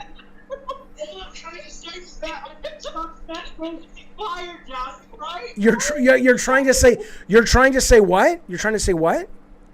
It would be fire, right? In Xbox Smash Bros. Now that they have all this great IP. Oh my God, you're how do you fuck him? He's so dumb. I mean, does he even know which hole to put it in? You know, it's like, baby, that's my ear. That's my ear, buddy. Don't come in my ear again. I mean, how does it work? All right, well, thanks for calling, Matt, you fucking moron. I love you, Matt. Call back anytime. But seriously, if you absolutely think Voodoo Vince is a hot property, you really need to get out more, sir. But thank you for calling, Matt. You know I love it. Jeffy. Yes, ma'am. What's that? What's up? Did you hear Avril Lavigne's new song? Yes. It's not Bite Me. It's the other one. What's it called about you? I hate you or you hate. What's the title of it? Love It When You Hate Me. I love that fucking song. People on the people in the comments are like going, it's like we've gone back in time to the 90s. Avril is one of the few singers I can think of that, because she's like 41 years old now, right? And literally, and I love Taylor Swift and I love all that, but all these artists tend to grow and blah, blah, blah. And that's great. That's wonderful.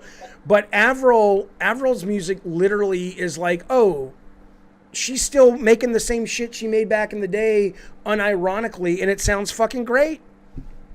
Yeah, she's owning it. She's owning her brand. Abso-fucking-lutely. I love it. I love Avril Lavigne. And I'll tell you something. She's eventually going to learn the error of her ways, and she's going to marry me. Well, I hope so, too. Me too, buddy. I swear to God, I hope so. Thank you guys for listening and calling in. And seriously, take Matt out for a walk more often, because, come on now. Voodoo Vince, really? You should be embarrassed that he's your boyfriend. I'll see you later, bud. Bye. All right. Let's move on to some news that is not related, although VV says, I think the caller is right in gesture. Sony needs to bring back their hyper-creative games like Tokyo Jungle and stop trying to compete for casuals. Yeah, well, that's fine as long as you guys stop demanding best in breed visuals and production value.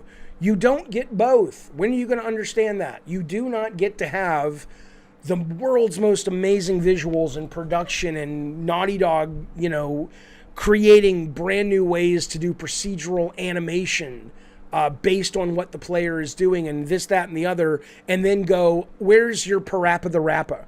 Your budget is such what it is because of those demands.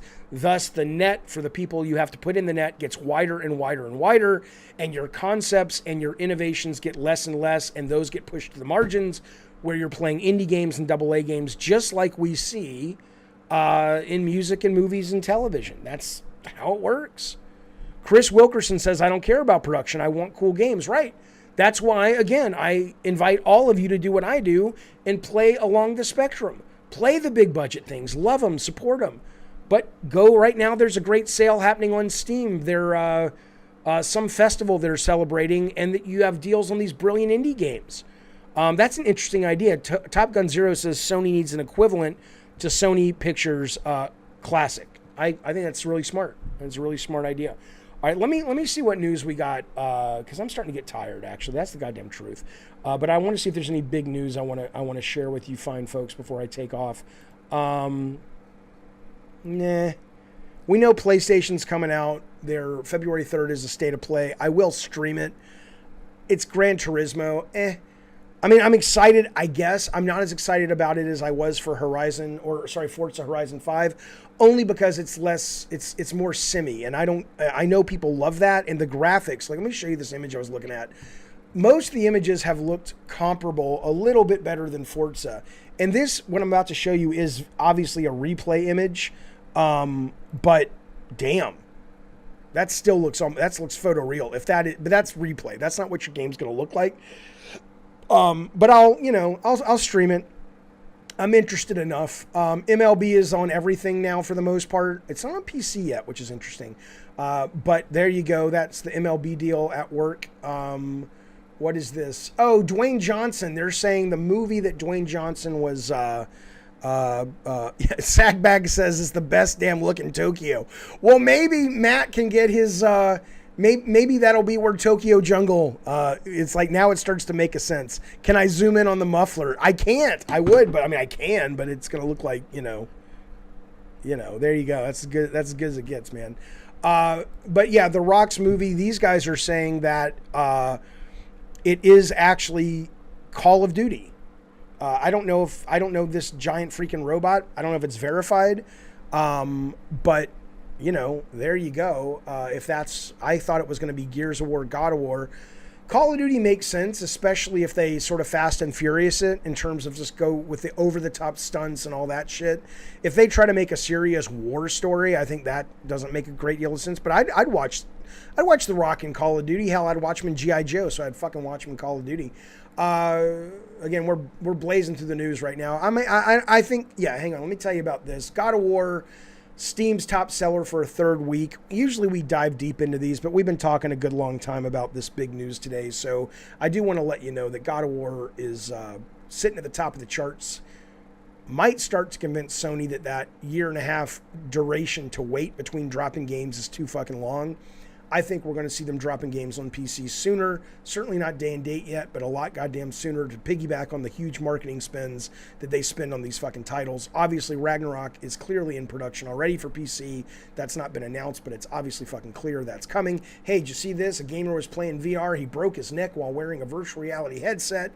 The first accident of that kind, say doctors. Be careful out there, kids. Shit's rough in VR. That's it. That's the chat. I think somebody modded God of War to be beardless. Oh, I like that. D-Trucks, thank you, buddy. He says, Tokyo Jungle Strike, murder animals with an Apache. We could have Tony Barnes if he's willing to work on it. That's Tony Barnes' baby. I think I'd play that fucking thing. All right, fellas, listen. Oh, that's interesting. I wonder if map packs and skins are coming with the movie. It's probably kind of cool.